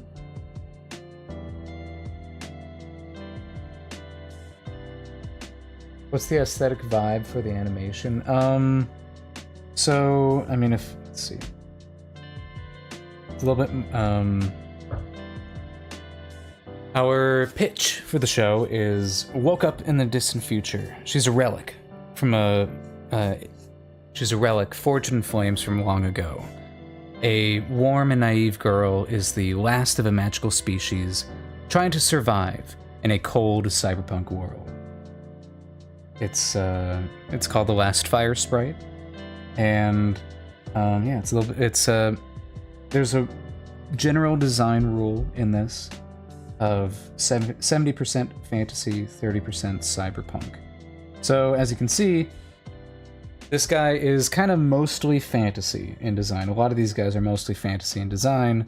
And then I think of it as, it's like with a sci-fi coating over it, like a sci-fi paint job almost. So he's wearing these like very like typical warlock kind of robes here, or I don't know what to call this part, but you know, that little like tassel thing that goes from the belt. So, but then it's in this like, you know, it's probably leather. It's probably like this like black leather, and then it has these different elements light up on it. There's over 9 species, and there's not over 9 species. There are 9 species of people in the world.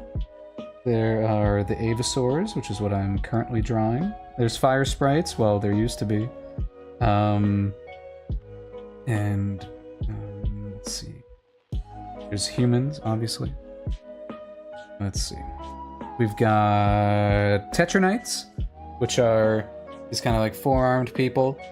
They got, you know, 4 ears, 4 arms, 4 eyes. They're decked out. Their second pair of arms are on the back. And oh yeah, let me see. So here's the showcase here. We got Blaze. This is our main character, Blaze. She stands about 6 inches tall. The fire sprite. Just a ray of sunshine. A lot of people compare her design to Starfire, or Ida, like young Ida from the Owl House. So I guess she's a combo of those. I don't know. And then we've got Axel, who's this street rat, and you can see with like his design, he's got that like fantasy and sci-fi mixture in him. He's wearing this torn up hoodie that I hope evokes kind of the look of Link's,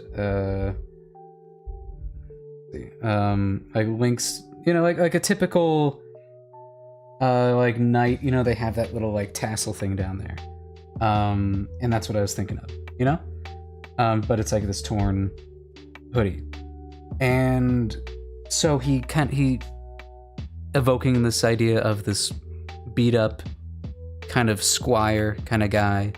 He's eventually going to become like a knight. He's got this mutated arm. We've got another human, Gage. We see what like an actual what cybernetics look like further down in on like the social hierarchy. It's a little bit more junky, a little bit more diesel fueled.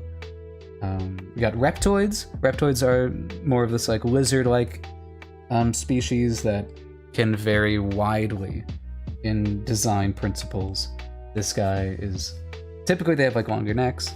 This guy is a perfect example of longer neck exaggeration. I love him.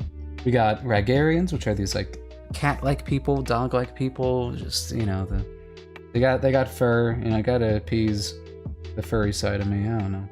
And then we got another reptoid. This is Cleodora. She's the main villain of season 1. She owns the city of Pact. Her corporation does, at least. And yeah, she's pretty cool.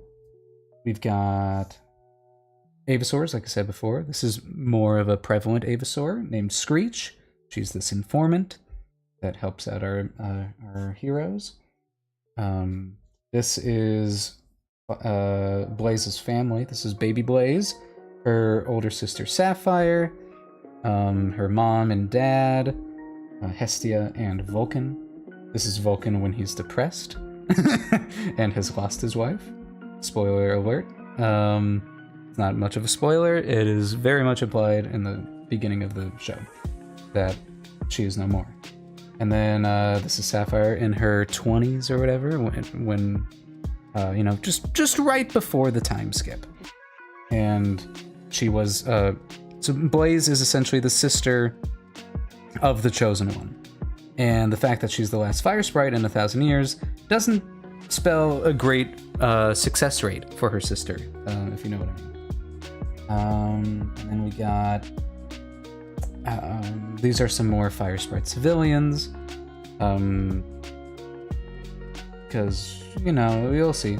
And then we got some underground. There are diamonds as well. I haven't really designed a diamond main character yet. Well, I have. You'll see. But they are these kind of like shorter people with horns, and they tend to be either blue or orange. The blue, the sky diamonds, tend to live in higher up, and the orange ones tend to live like under the ground and stuff.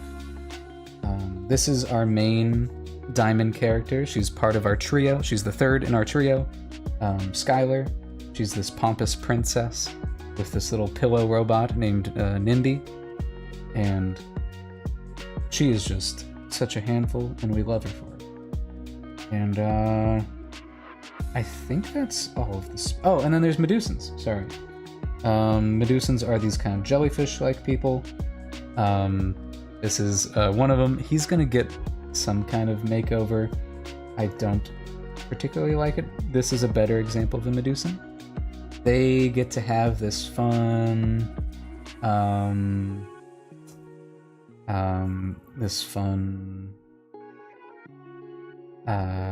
design principle with their the hat-looking thing. You know, they're like bulbous, whatever it is, can look like different hats, and that can help. So this guy's is kind of looks a little bit more like a doctor's cap, scientist.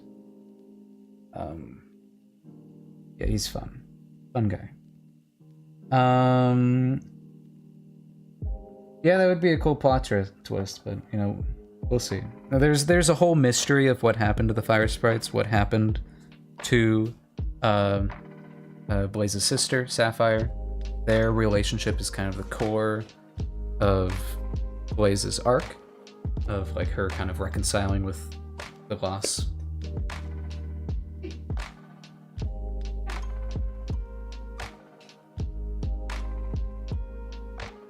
But also, it's like, you know, it's 1,000 years in the future. The only reason why Blaze manages to live that long is kind of like timey-wimey magic stuff. And she insists several times, I am only 15, not 1,000 years old.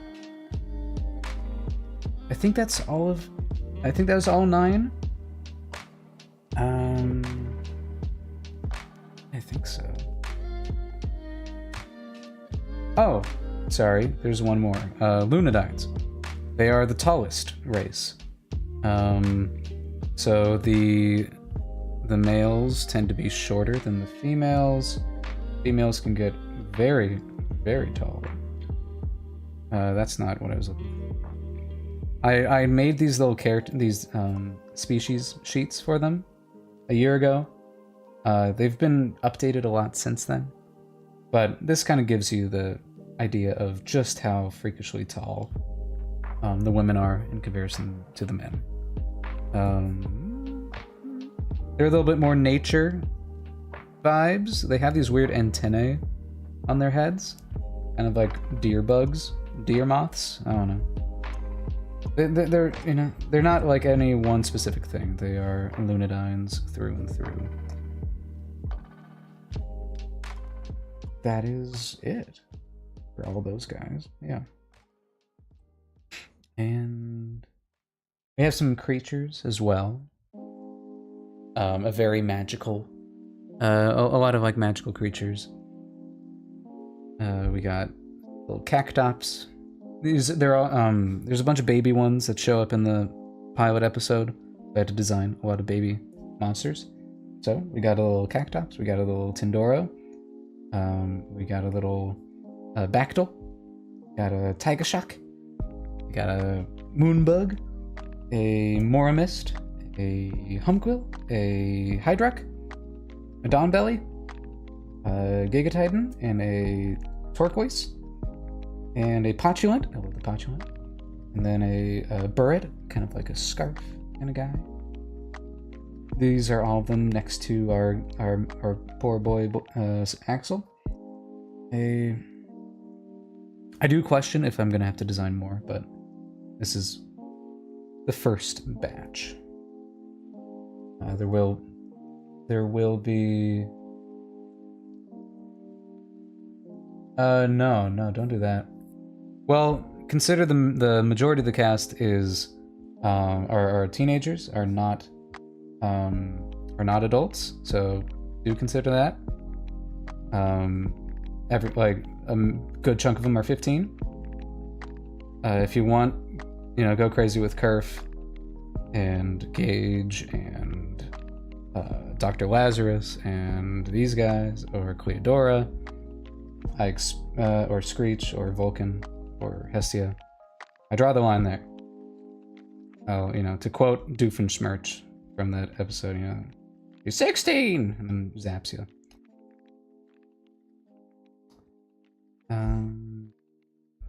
Let's see.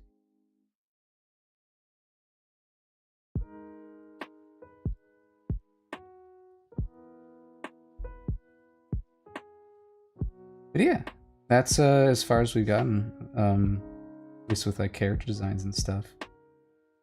I've gotten all the way out to episode 3 written right now.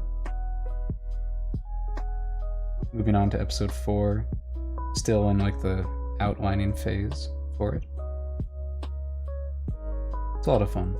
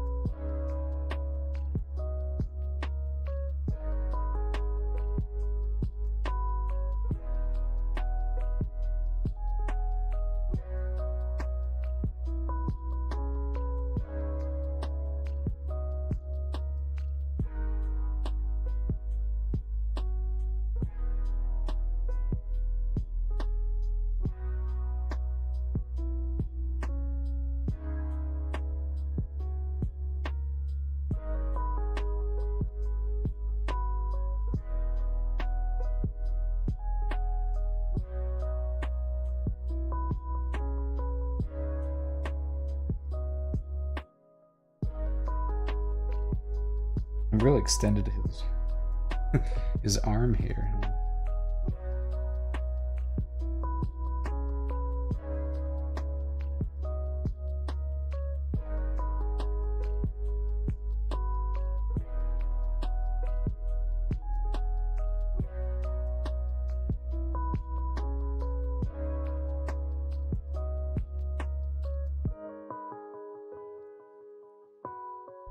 Yeah, I'm essentially using whatever funds I get from, YouTube and stuff like that to save up for funding the pilot.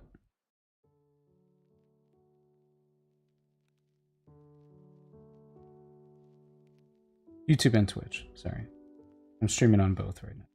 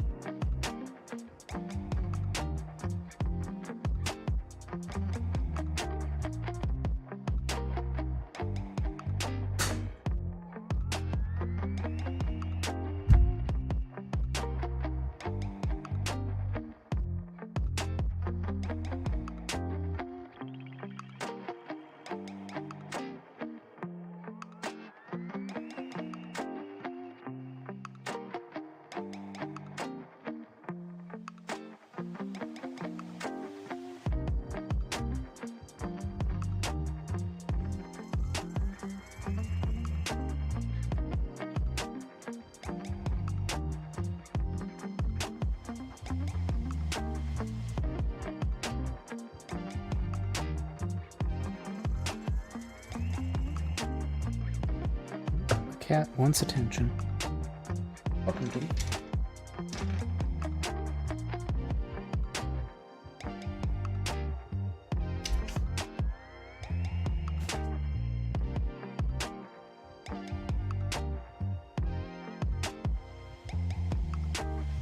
Say hi to Luna.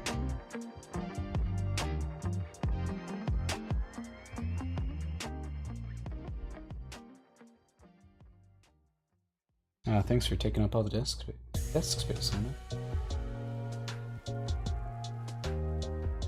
Yes, must pay the tax. Cat tax.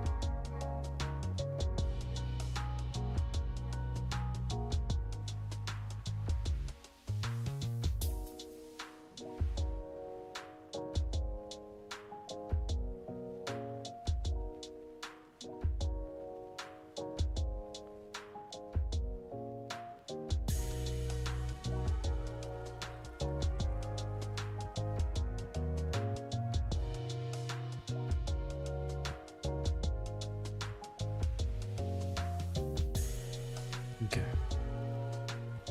Can't keep petting him.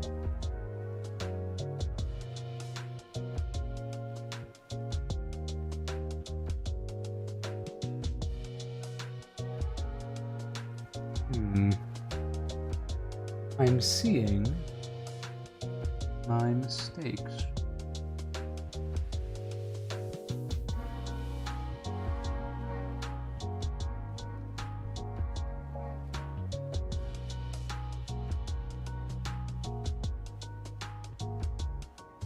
Luna.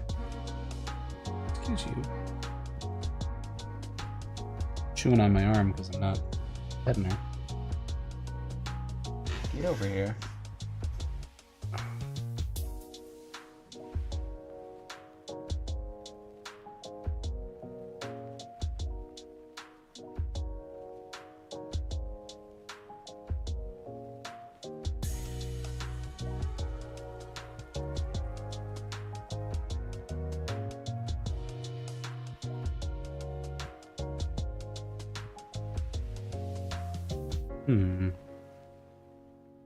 Okay, so we got this long forearm. You're not going anywhere. You wanted attention. Now I'm giving you attention. Let's see.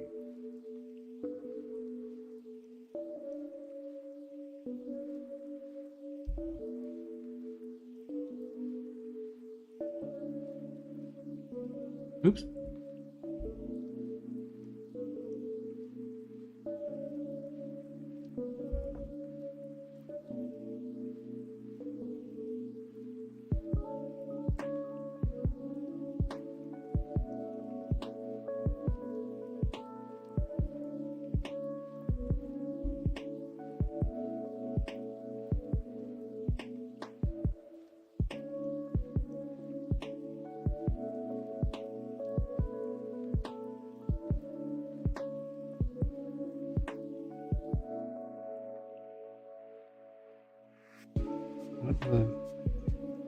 What's going on? Oh.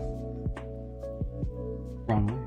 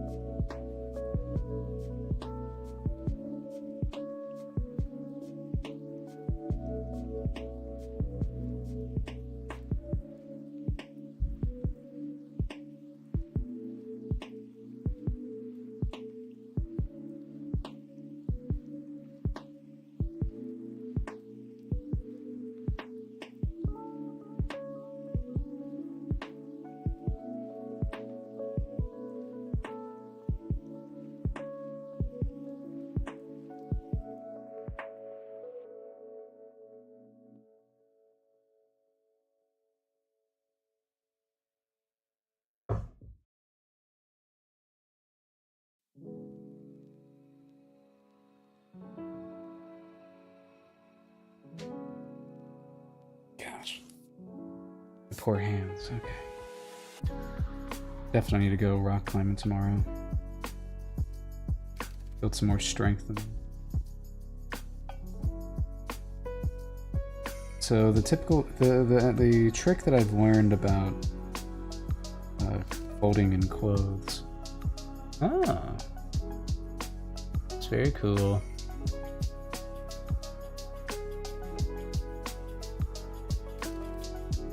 You add you want to add your wrinkles at the points. Let's see. So where things bend, wrinkles.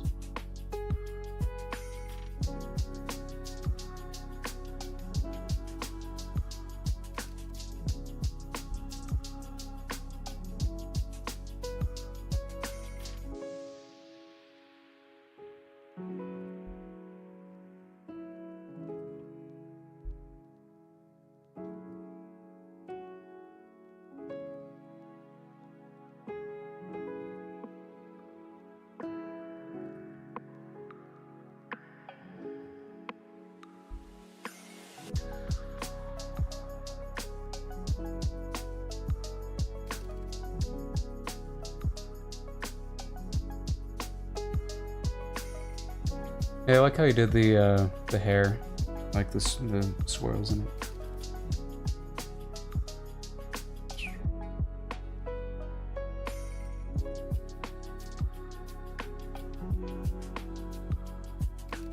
Yeah, episode 4 gets to explore a little bit more about Cleodora. I'm looking forward to writing.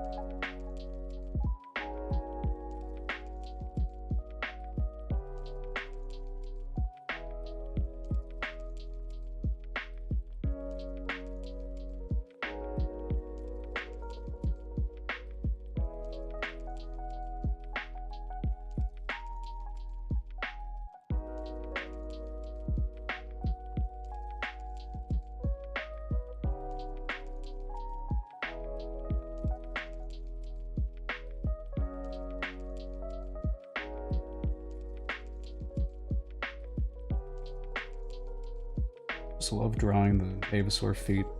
I think it's just because I love drawing dinosaur feet.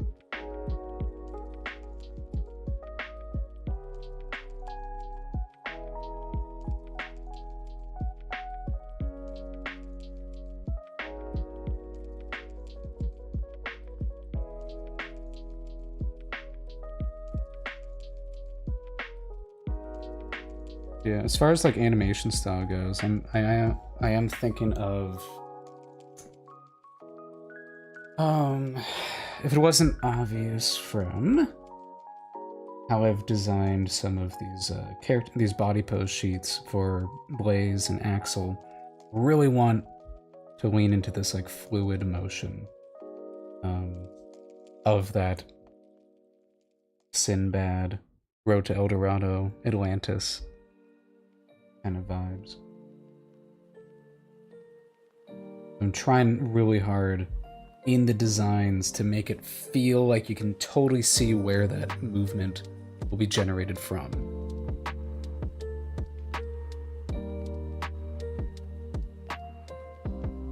Roar.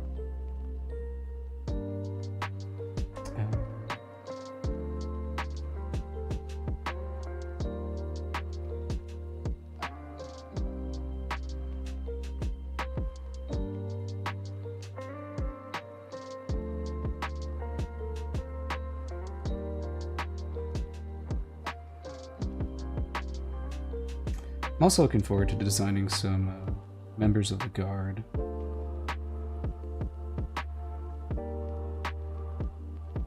Let's see. The Guard are our police force. Now I gotta make them nice and intimidating looking.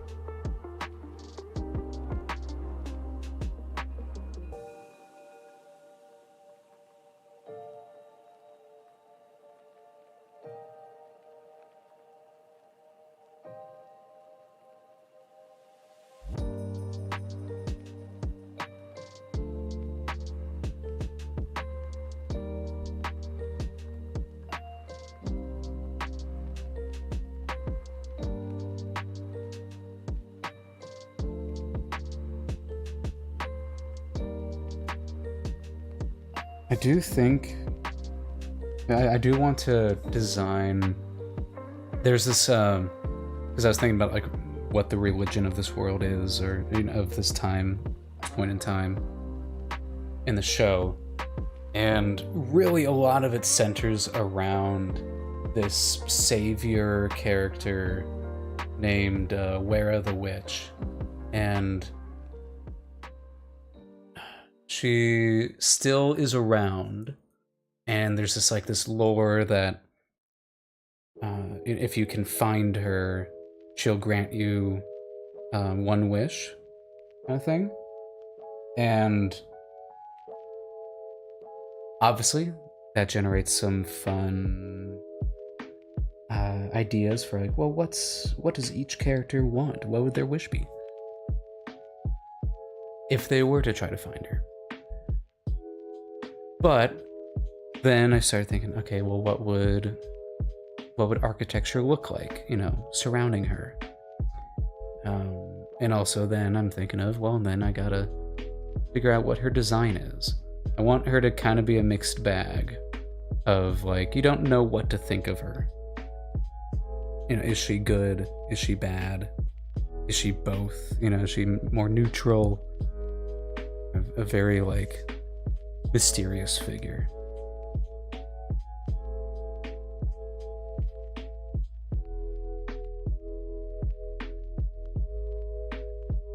And I'm thinking about that because we're gonna see shots of the city of Pact, which should have some of that imagery in there somewhere, just so it's really obvious right from the get-go. Like, hey, this is the person that they worship. This is their, for lack of a better term, their like queen.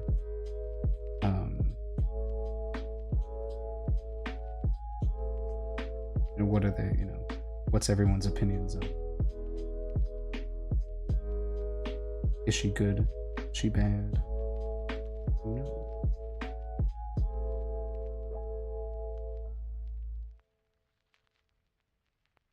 I will say for certain, Cleodora, definitely bad. Bad Mamma Jamma. Okay, I'm thinking about my calf. Something like this. Because your under bit would be... It goes up, and then there.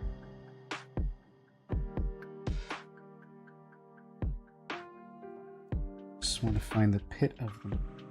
I think it's because this doesn't go far back enough.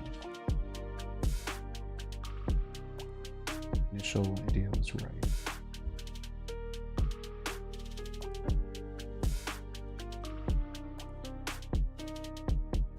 Okay. Oh, right.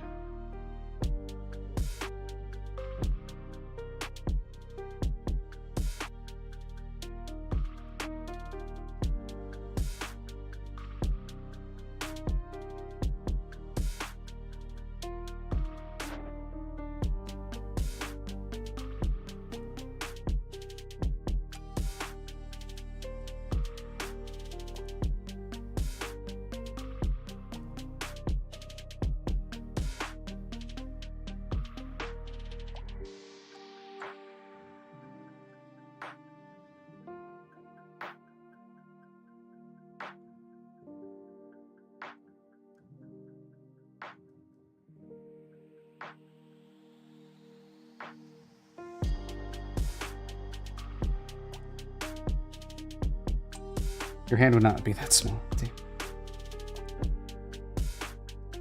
Keep on giving people small hands.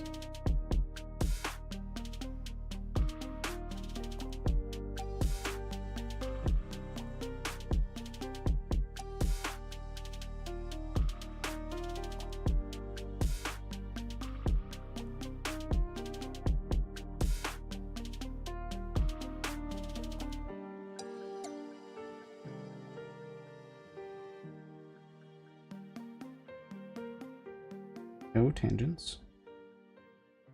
No tangents. Okay. That's better. He has a hand.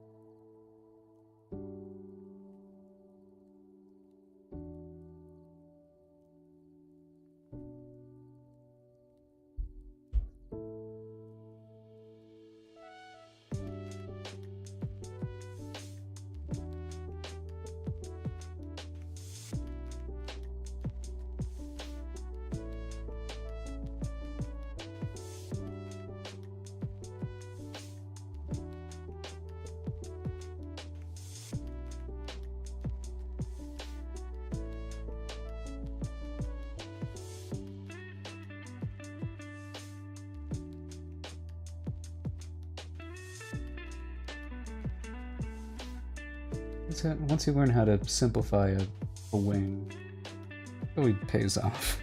It really pays dividends.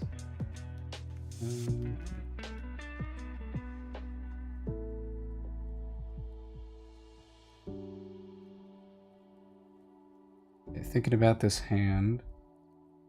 What's this hand up to? Thinking about your thumb. What's your thumb doing? You're doing something like that. And what's your... You're going like, ha.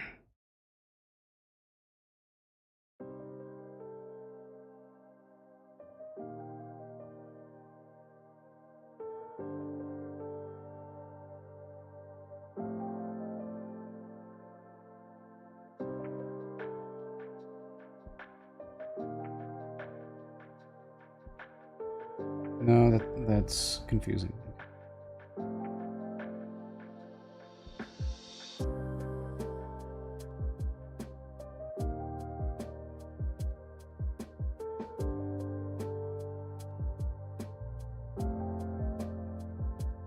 Good.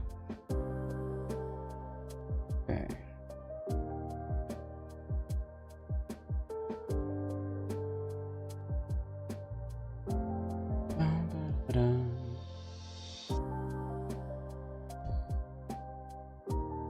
But more Dr. Pepper.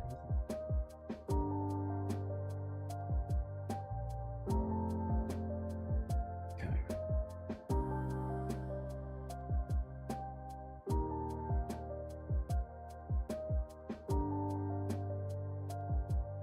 I don't want to assign all my friends to like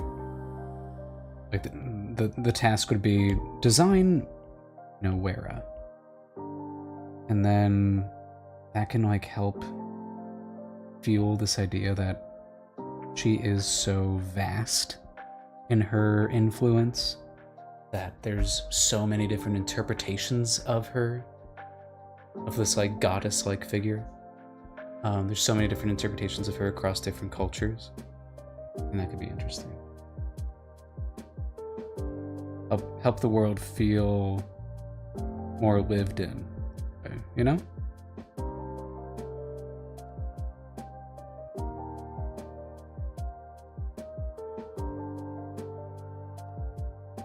A couple of these little feather marks in here. I think that's it. Oh, his belt and light stuff. Yeah, okay. I thought something was missing.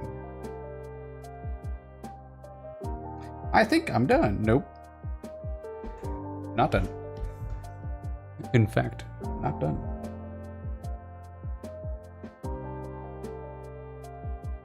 So this would be...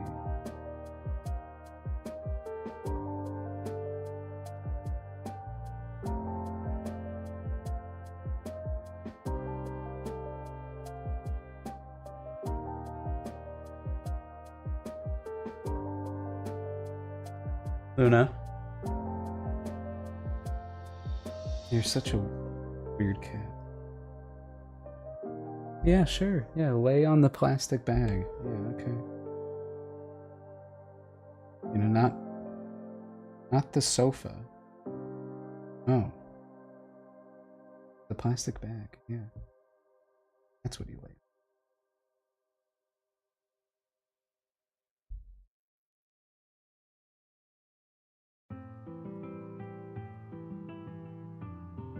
Something like that. There we go. I like that. And then this is just a line. That way it draws more attention to this circle. You know? Okay. Now we just erase some of the junk underneath. Really just for this guy. I think I've simplified the design enough. We'll see. If not simplified enough, then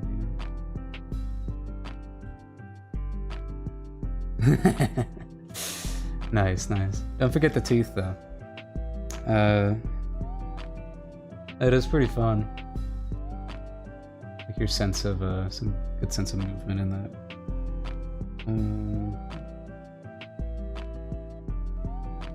Oh, easier. I want to close up any gaps I've accidentally created.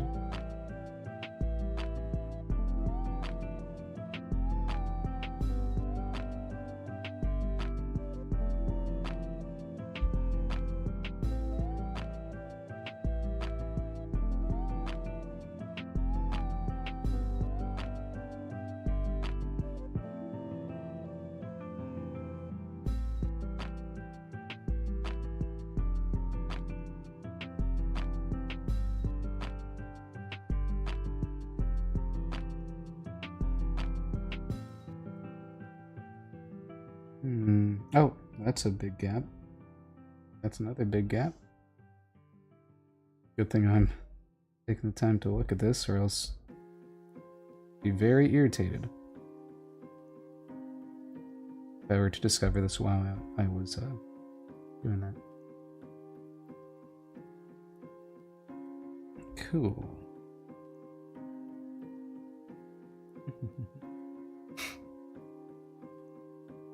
Yeah, I figured people would make art about her tongue. Absolutely. Let's see.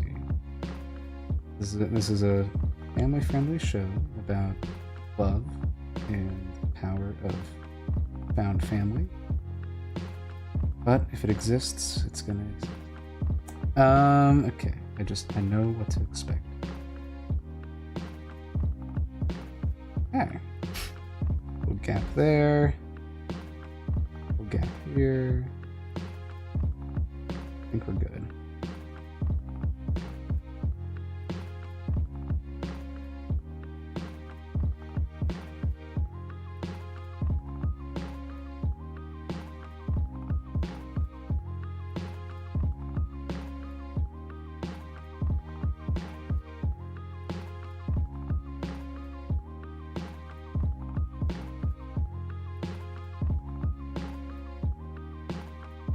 Yeah, I'm liking how this crow guy is looking.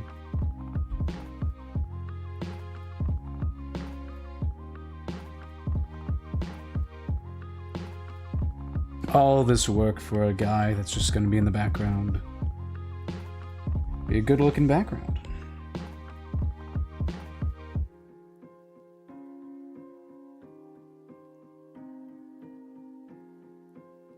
What is the hole there? What's going on here? Right there? Crazy. I know, yeah. No, I was expecting it. I was expecting it.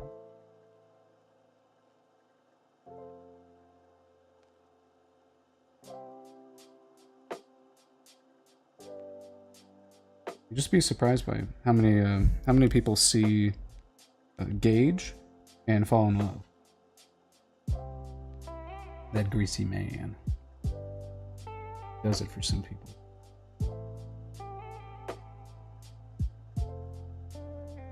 Can't blame him. Can't blame him.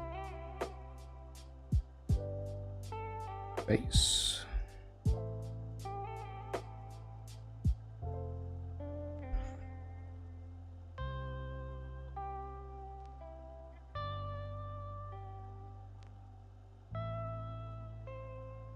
Guy in very background. Yeah, yeah. Yeah, that's the game, is trying to spot this guy.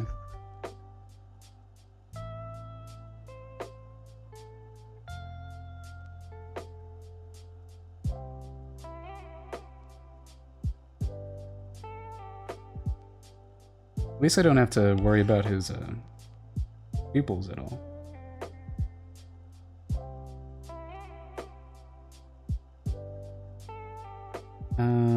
Okay, so then this is here. We'd make subtly then. Yeah, where's Crow instead?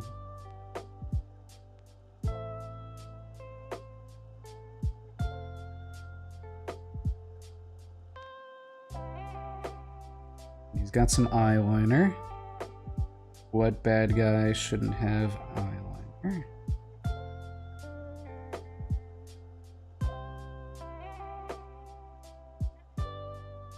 This pink.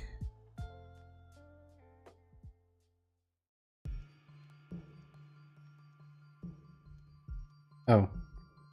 I guess I don't know what this would be, so it'll just be red.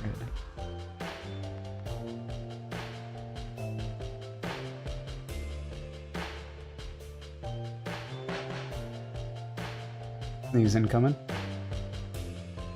Oh no. Oh, I knocked my glasses off a little bit. Ooh. That's me.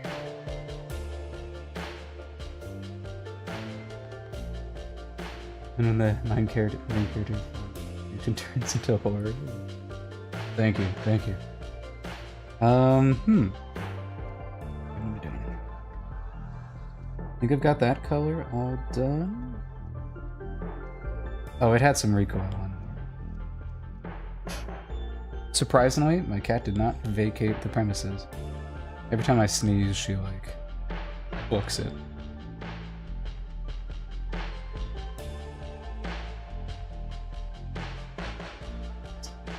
Is this the art of color theory, where this is the exact same color? Wow. Cool. Cool. Which is crazy to think that something will look dark.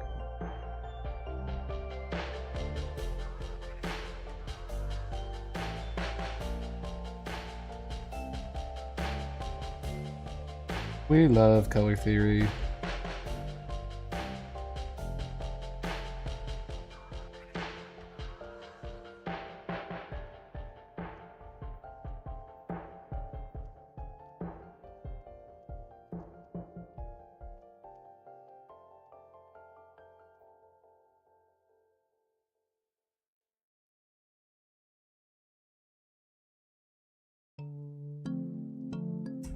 I don't think he needs the red here. This is just the sole of his shoe. He's on the balls of his feet. There.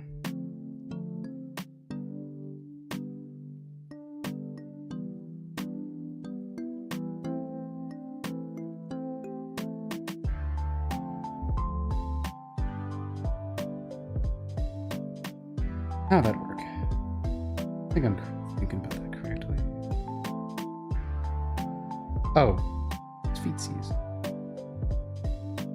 While I'm here, color in the hands. Oh, haha. No, color doesn't exist.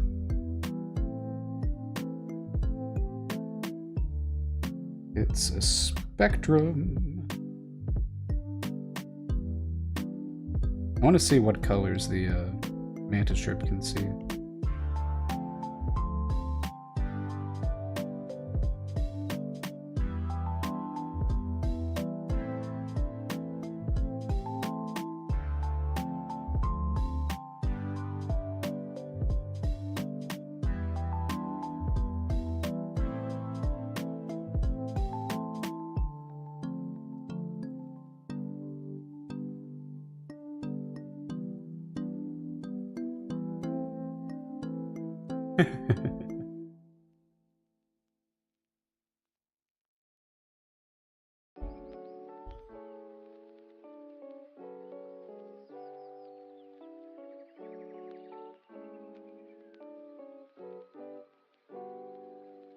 Let's see.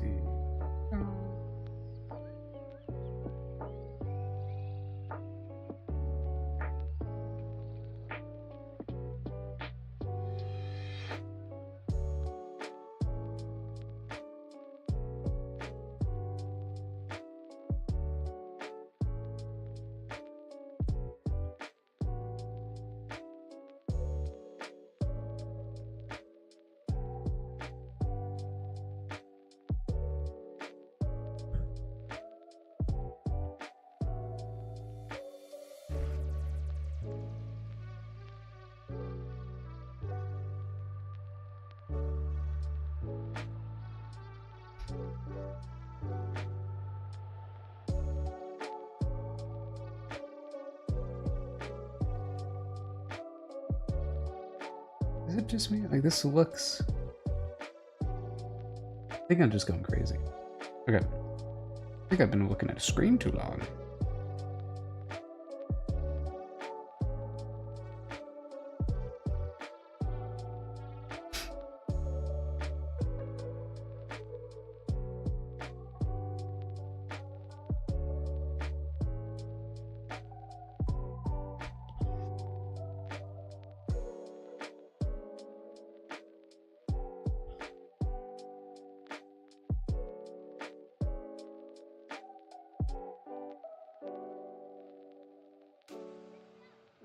A little bit of red here to draw attention to the braid.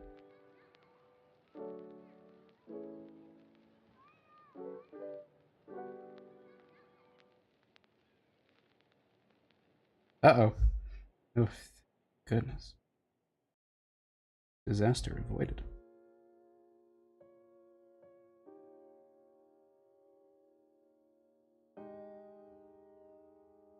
What you looking at? Oh. Yeah, I was thinking about whether or not I wanted to color his talons a different color. Let me check my Avasaur cheat sheet. I think they kind of can just be whatever color they want to be.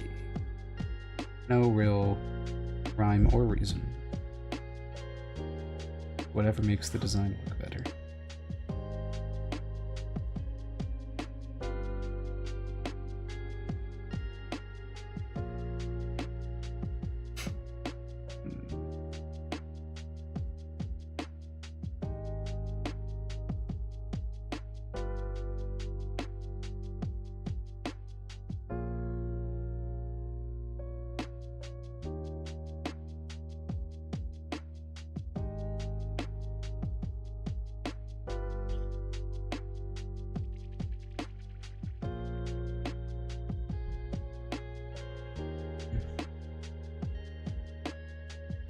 Nope. I think black. I think just simply.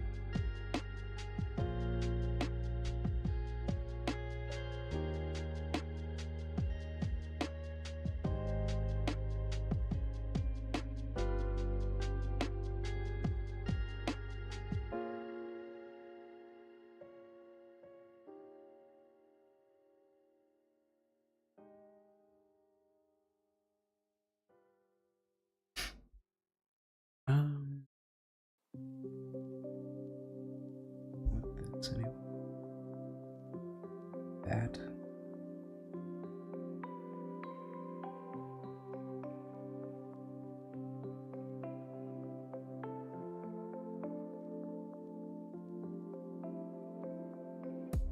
Grab the white.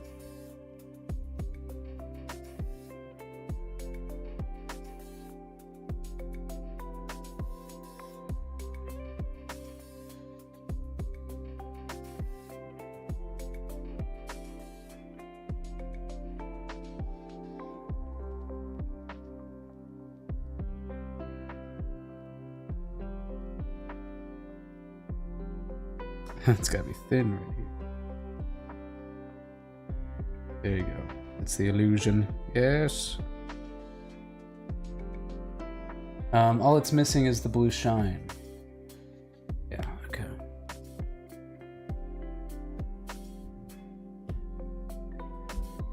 I also want to make it white.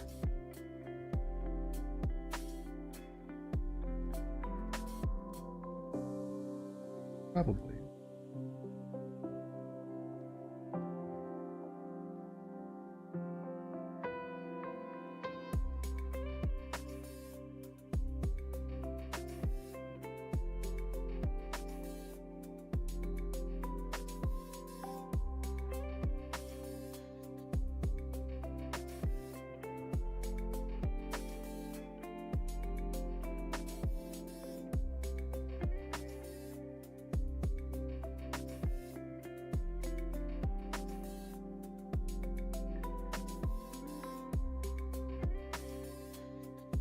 Fun.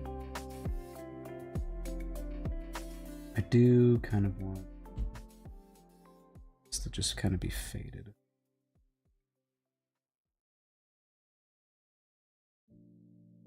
Not bright white.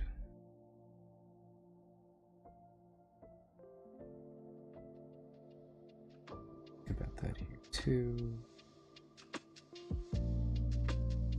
Every edge needs to be white. Just the ones that are hidden the light.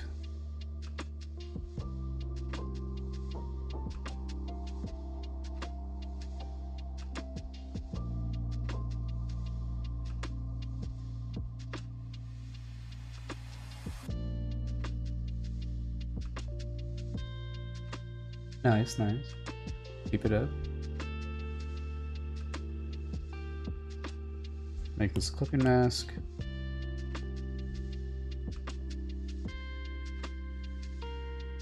I think, like, it's just required with the design, there has to be some blue on them.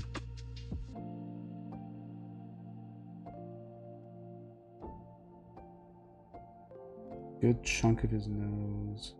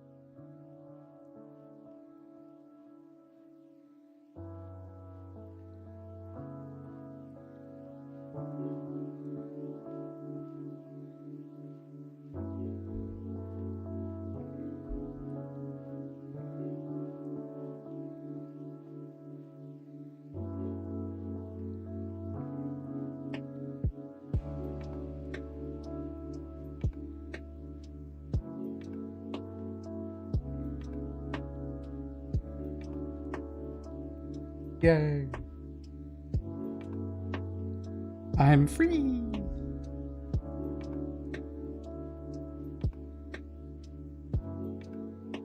Yeah, I think I just do it to the feathers. In the show, obviously, there'd be highlights and shadows and whatnot. Just needs it to help him stand out.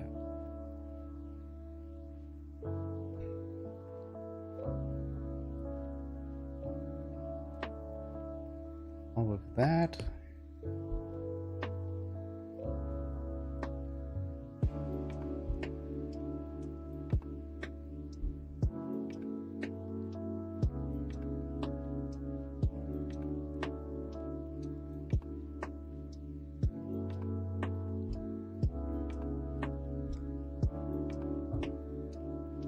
Letter C.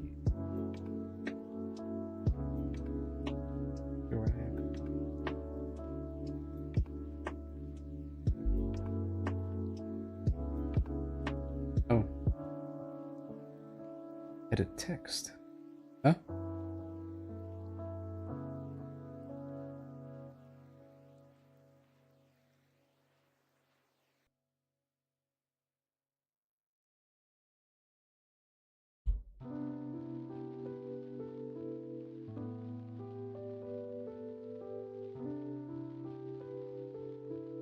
Huh?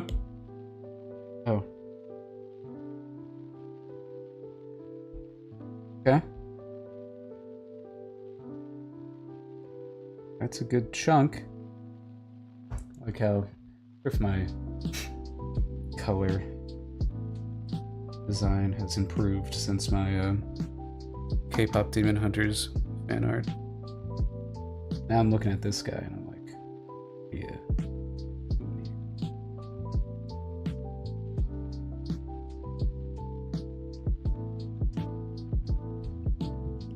Find a gradient now. Oh. No, just the one.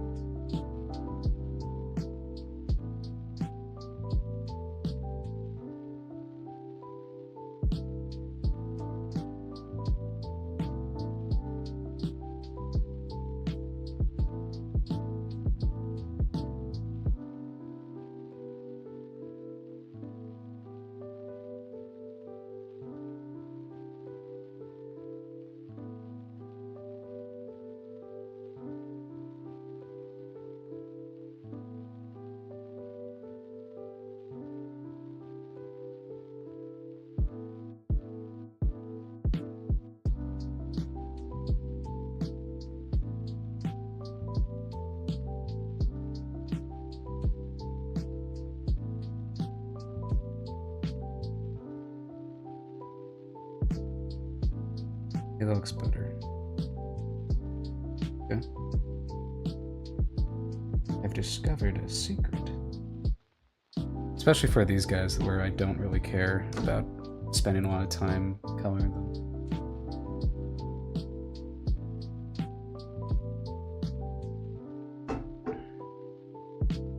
Forgive all that noise. That's me placing down my water. Okay. Let's see.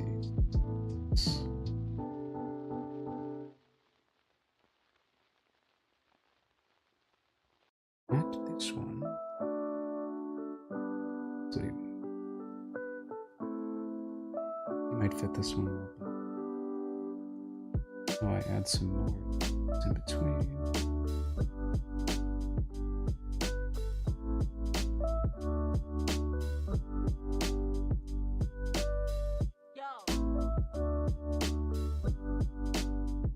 Oops.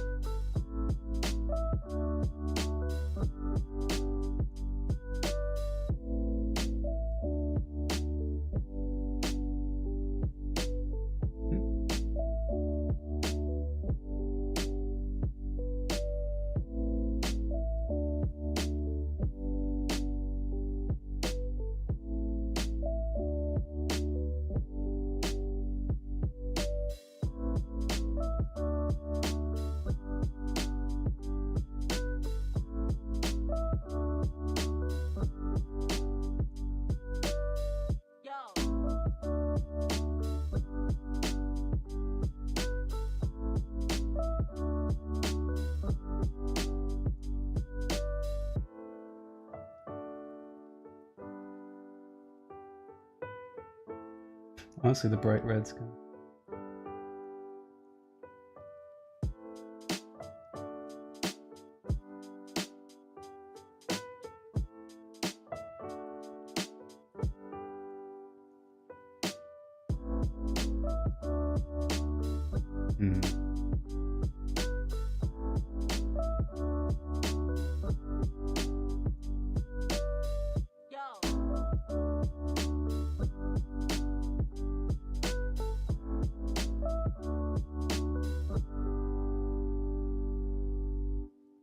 I don't know if I went far enough with.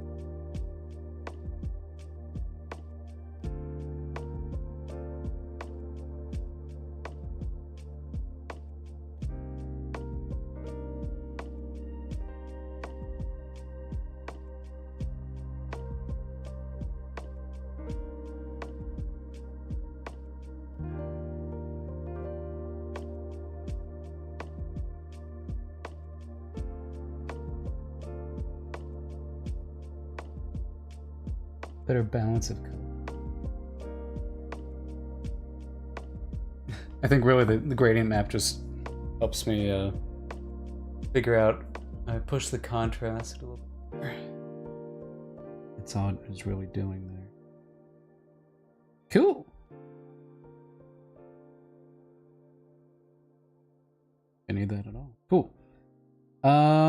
Next up would be this guy. I think I'll wait on him. It is pretty late. I want to get some sketches of where started.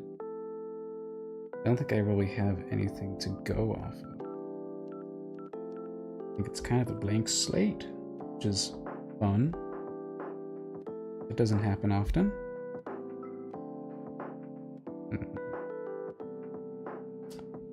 Yeah, because she's got to look goddess-like, you know?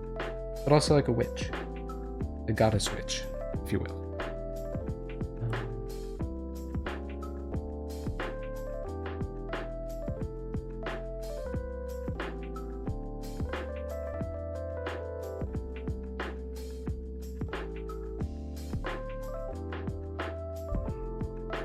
Just put this here. We'll call this Wera. Witch.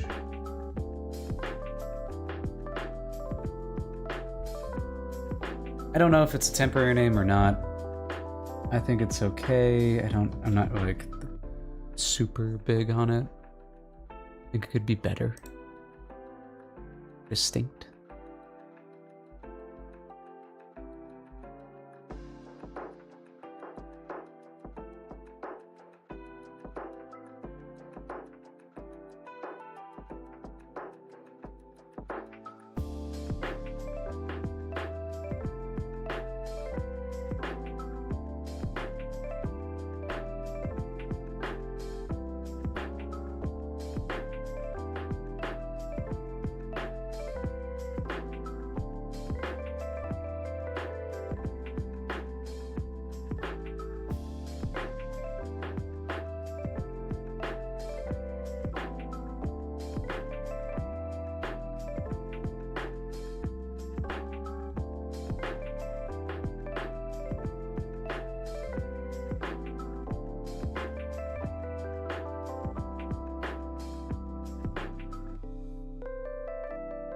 Okay, let me look up some references of like goddesses. My mind goes to like Legend of Zelda.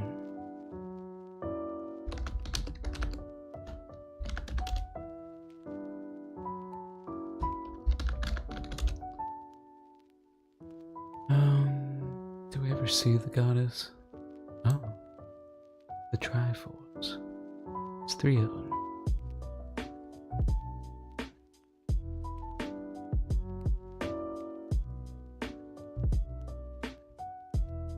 Interesting.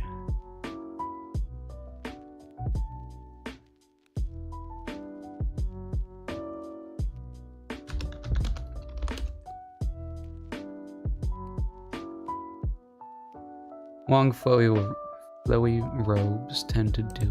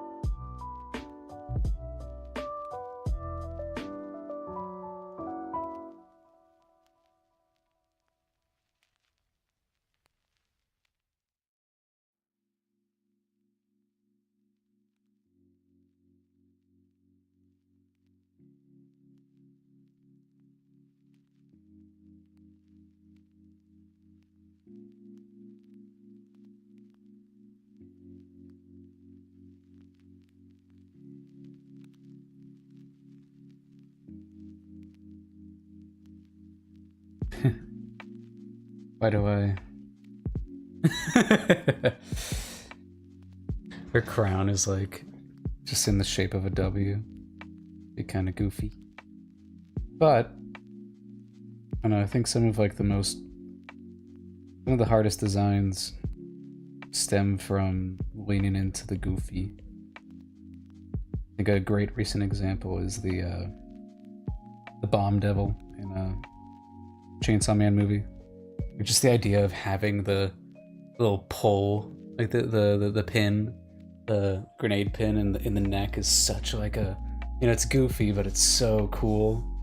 You know, they just take it real seriously. Sometimes you just gotta lean into it. Come out on the other side with something cool. Wario.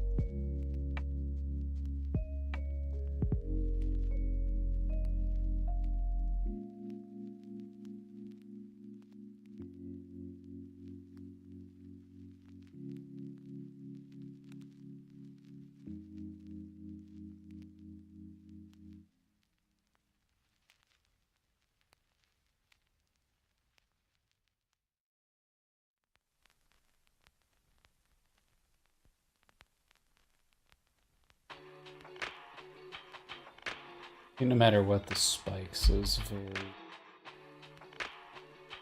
there's like a balance I gotta try to strike.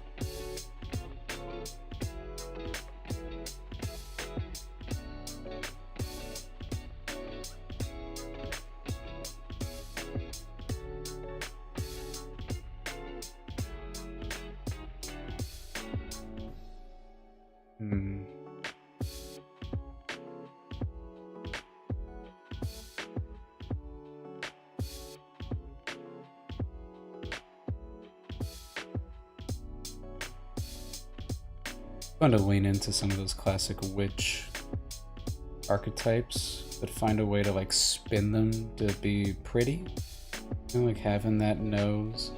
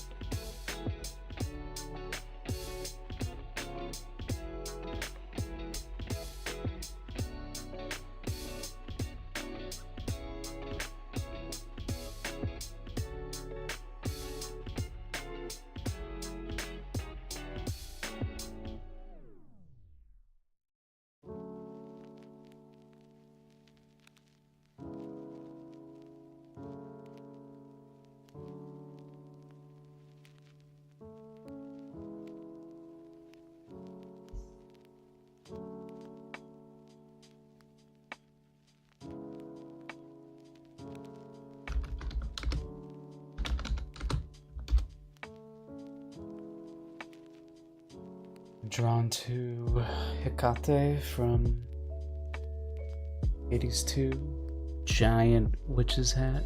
Just giant. Is it just wide, or is that their way of... Is it wide or large?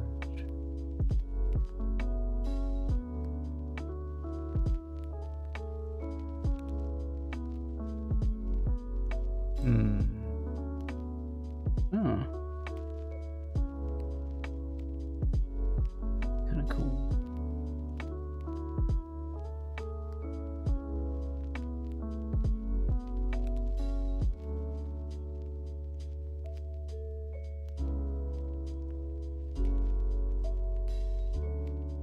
It is, okay.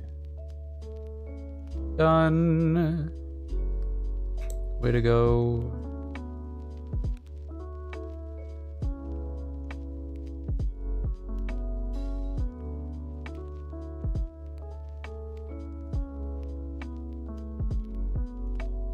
Makes a witch's hat.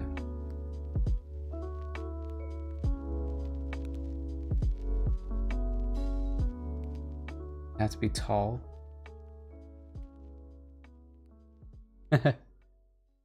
Hell yeah, way to go. Great. Good colors, yeah.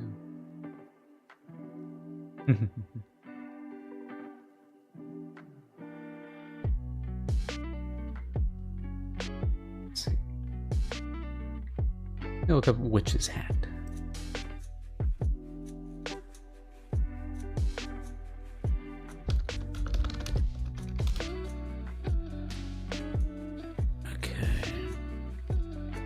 Witch's hat. And it has like this kind of thing.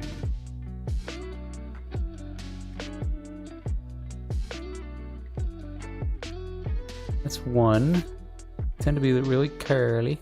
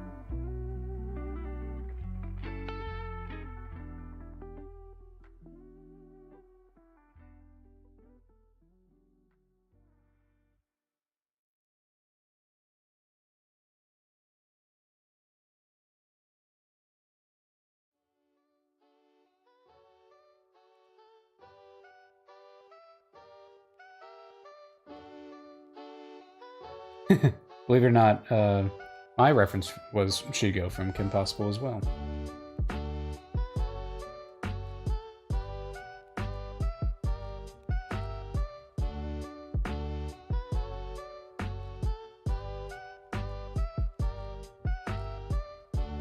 Cool.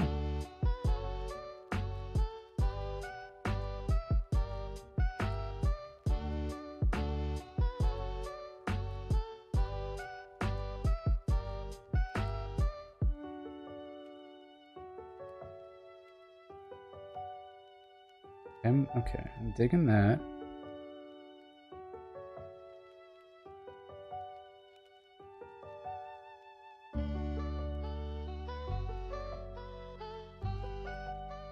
What does a crown look like?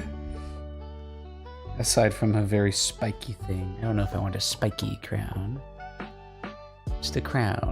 That's all I need.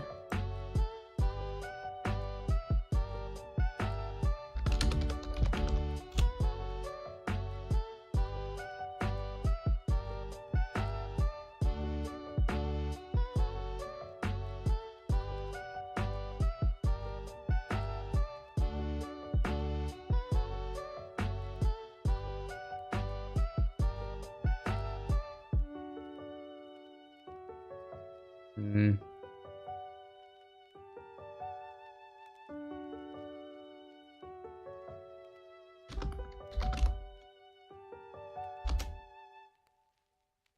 Whoa.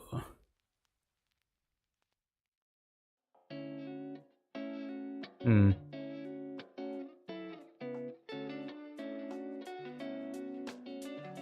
Oh, there you go. Maleficent might not be the best example. It's supposed to be a little goddess-like, but it gives me an idea for what a crown should look like.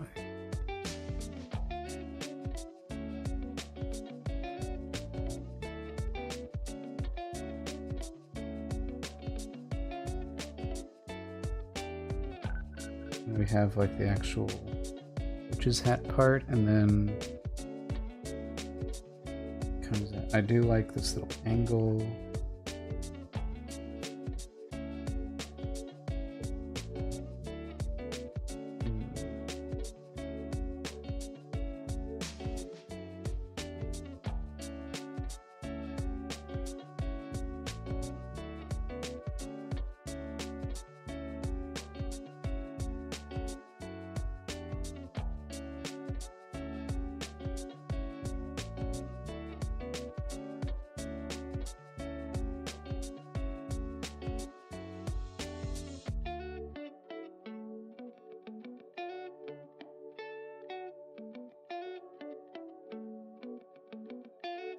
I'm honestly just gonna keep using this little sketch. I think it's cute.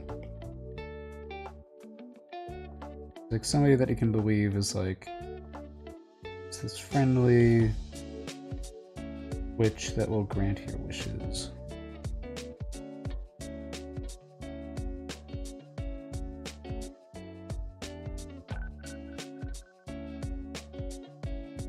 Yep.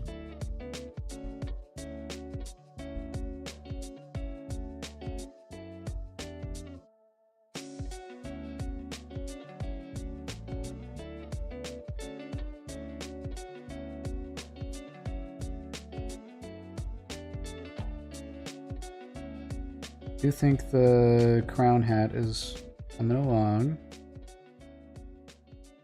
Do I do the make it curly? I think that kind of messes with it, but you know, it's not entirely off the table.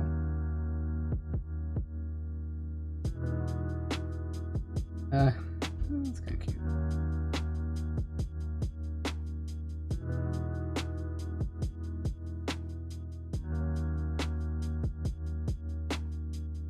Really just cranked out this little hat, huh? Gonna get rid of all the things I don't like. Yeah. Like that. I'm not the biggest fan of this either. Let's say, really, silhouette should look like.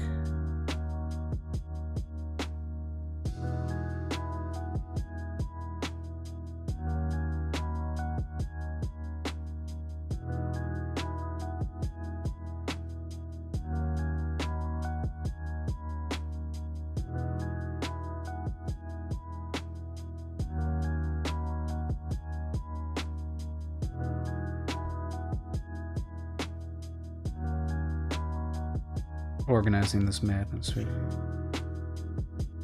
Oh!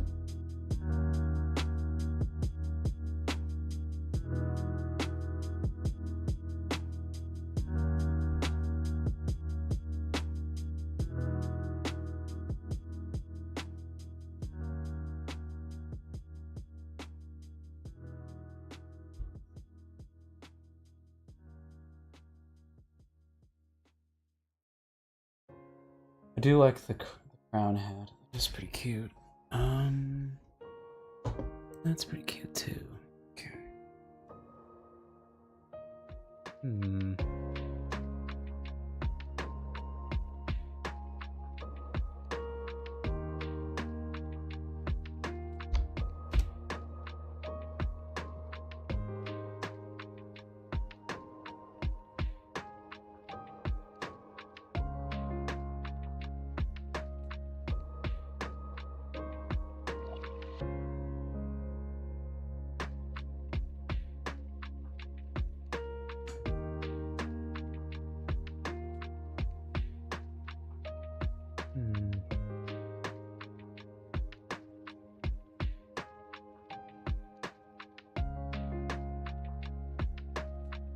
Let's see.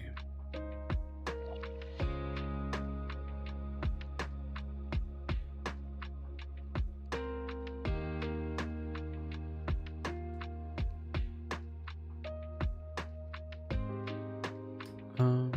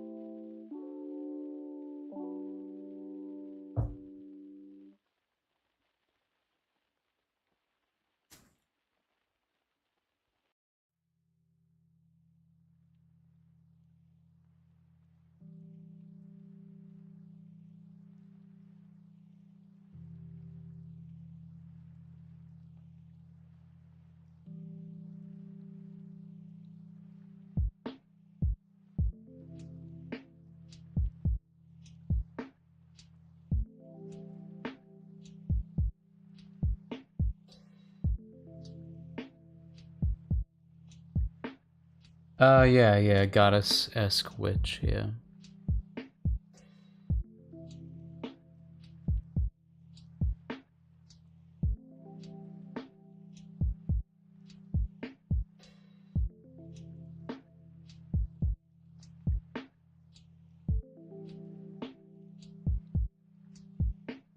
Yeah. What's up, Miss Luna? Hmm? What are you talking to me for? What are you telling me? Telling me to get my... get done.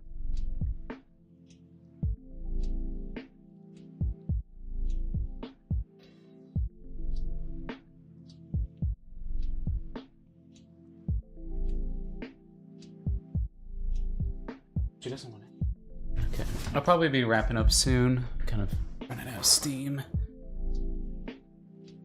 Okay. Let's see. Thinking. Looking at references of hats.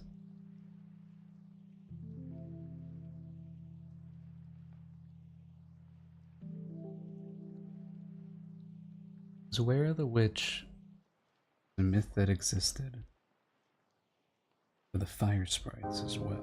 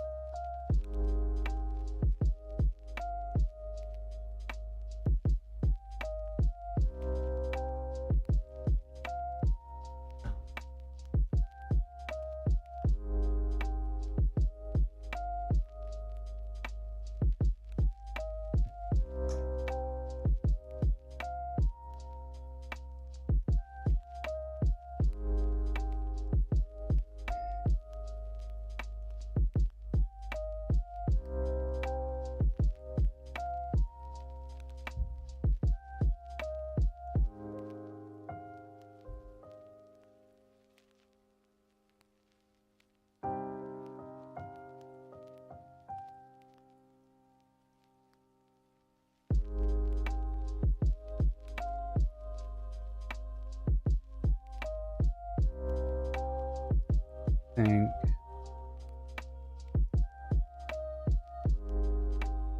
like it comes down so far.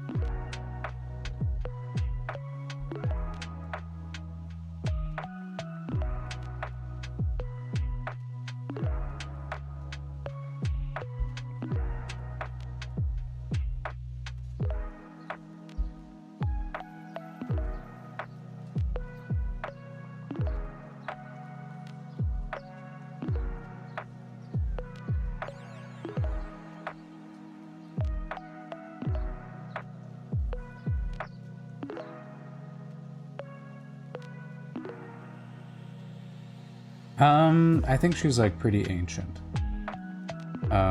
Ancient enough for Blaze and Sapphire to have heard like heard stories of her.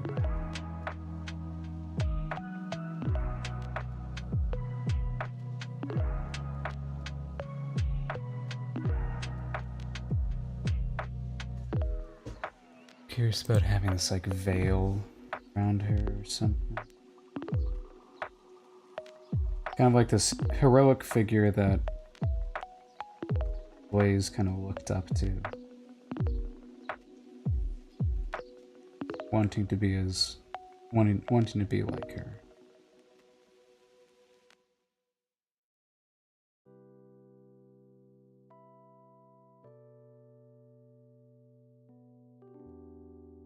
think it'll take a bit of exploring.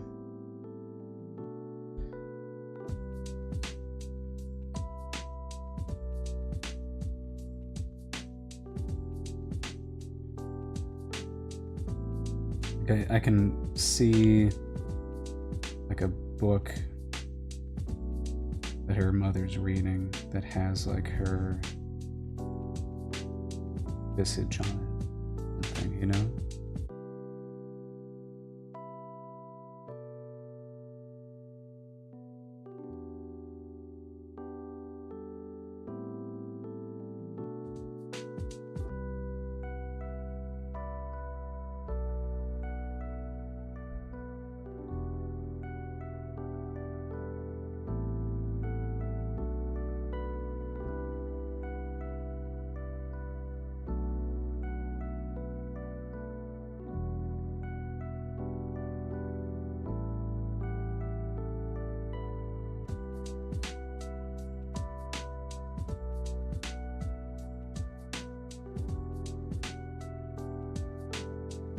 Yeah, she is, yeah.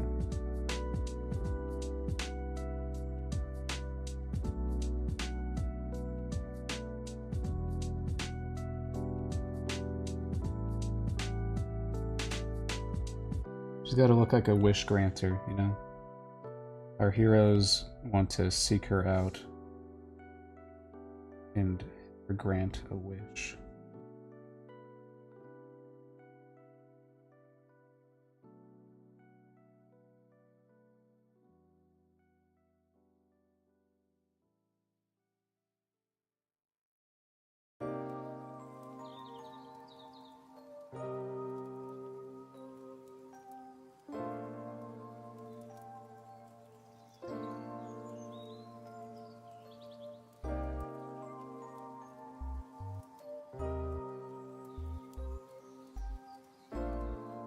This kind of idea that like anybody can be.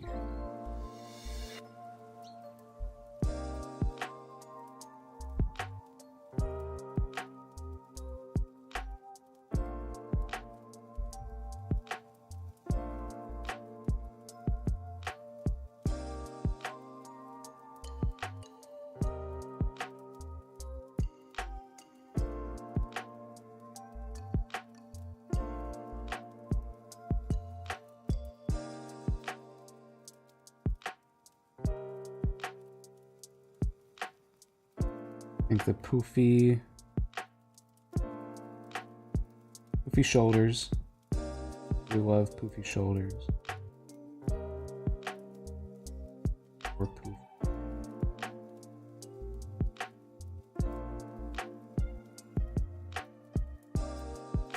Oh. What's up, Lou?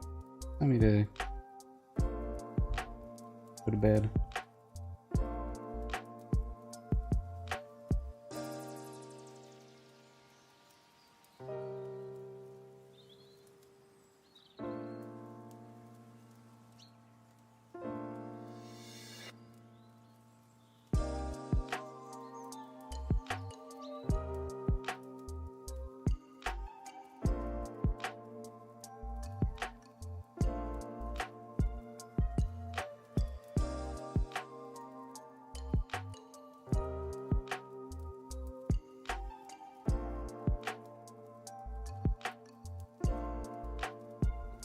Yeah.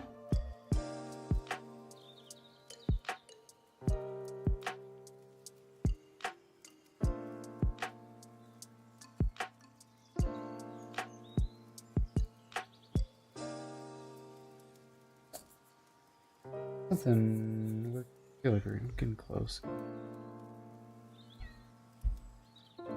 Can you hear her meowing at me?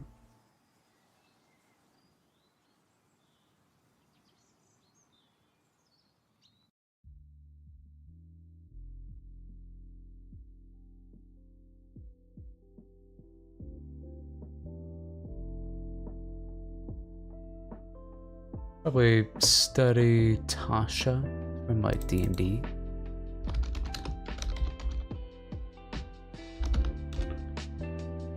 No, she's kind of just a bog standard witch. Nice. Yeah. I got you.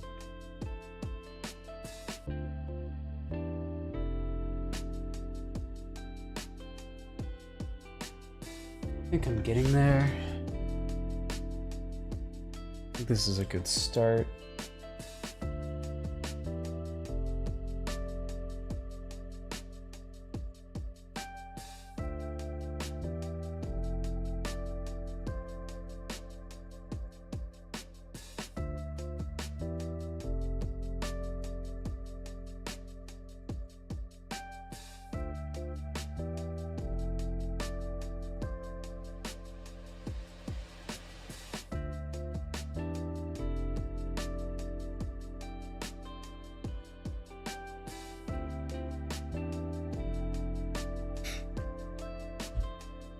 Gonna be golden.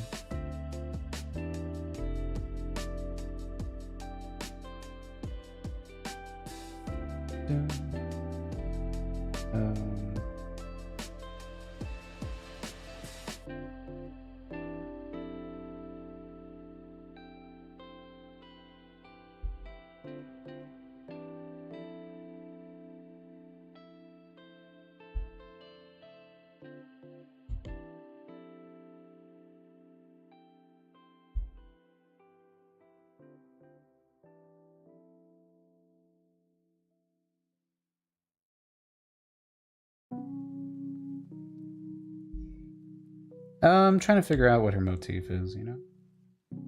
Don't fully know yet.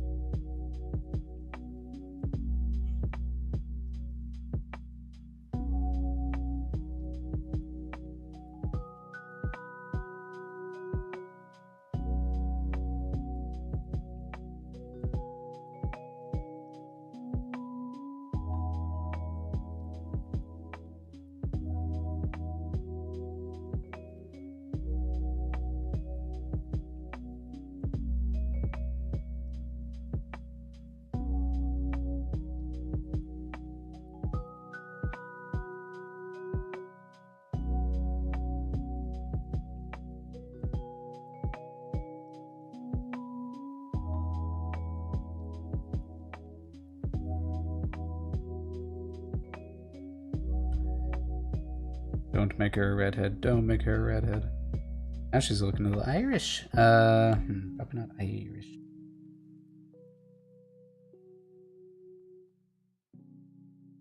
Cyan.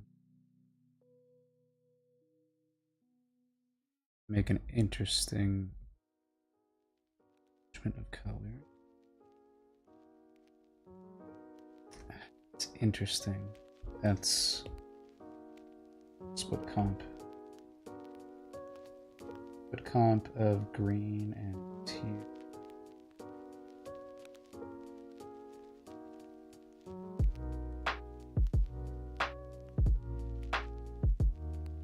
Maybe more solid.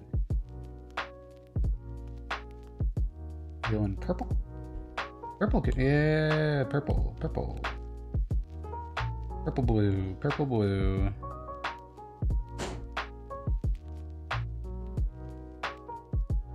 Okay.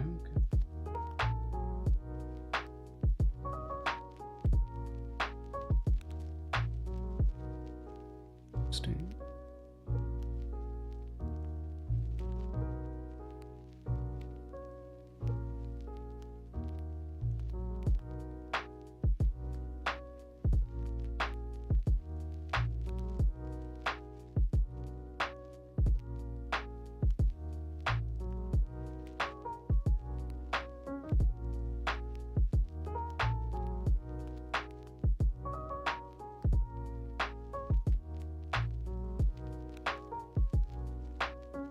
otherworldly beings.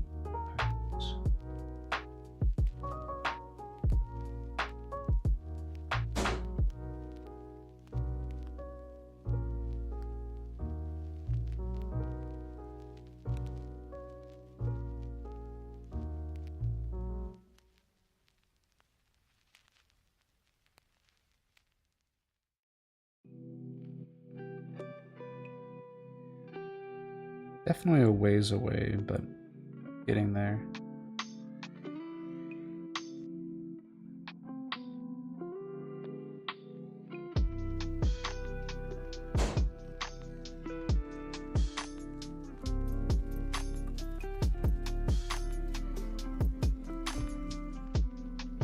Luna.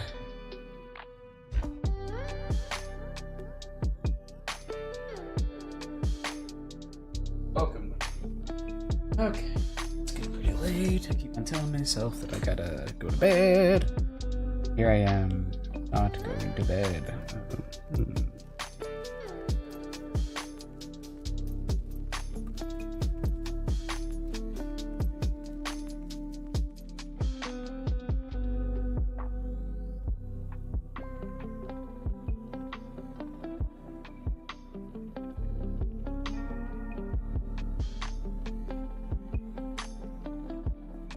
Oh, shit.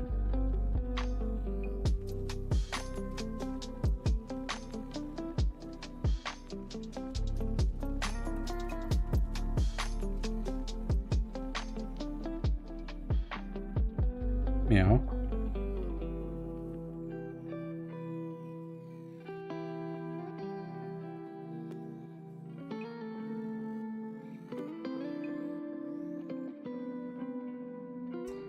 Guess blue fairy-esque.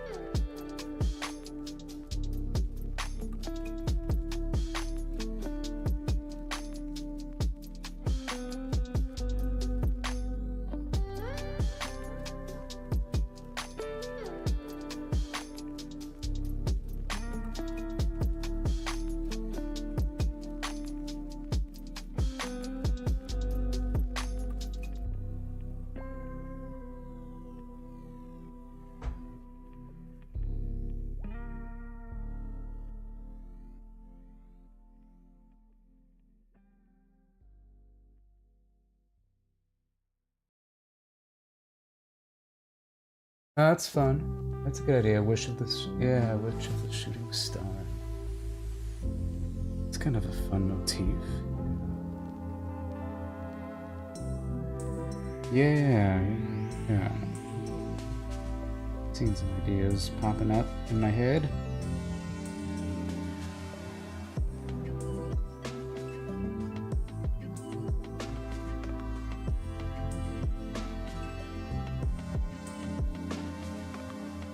Evil! No, not evil. Pretty. I'm pretty. Oh.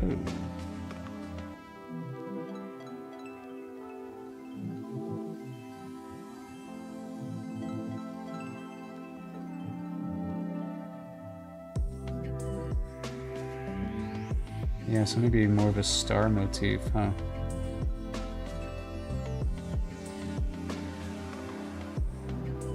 Yeah, okay. I dig that. A star motif kind of thing. And then it'd be interesting seeing how the different cultures interpret it, you know? Like, what does one person, what does one culture interpret as a, wish motif in comparison to another? It's like, maybe she's very heavily shooting star themed in fire sprite culture. But, maybe in Tetranite culture, it's different, like it's, this like religion has spread, so far that it's, has a bunch of different implications. Something, interesting.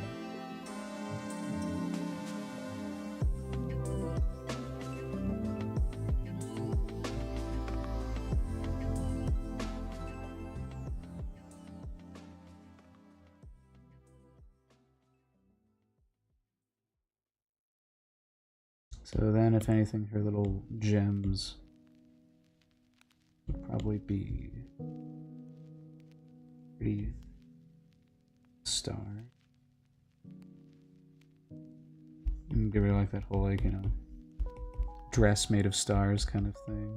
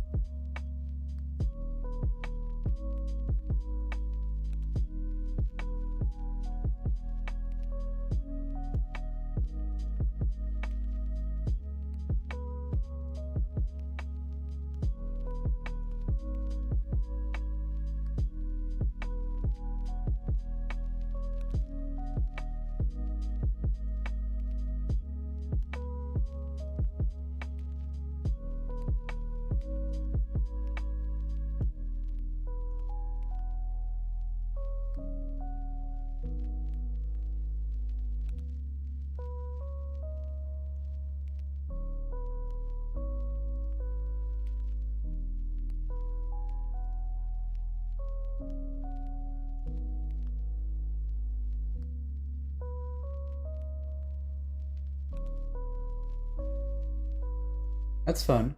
A candle themed witch. It's fun.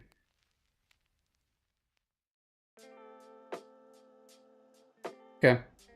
I think I'll leave it there. Let the idea stew a little bit more.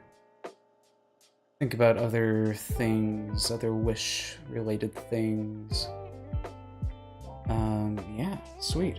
Thanks for, you know, everyone who's stuck it out this far. A little late. For me, it's 12:40 in the morning. Okay, so I think that's a good start to Where the Witch. We'll probably try to find some name that can help evoke this idea that she's a wish granter, you know?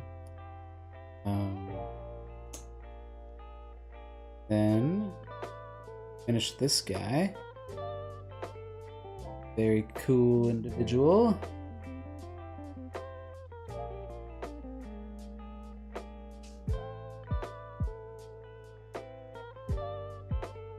Okay. Well, yeah, all right, good night. And thank you for coming.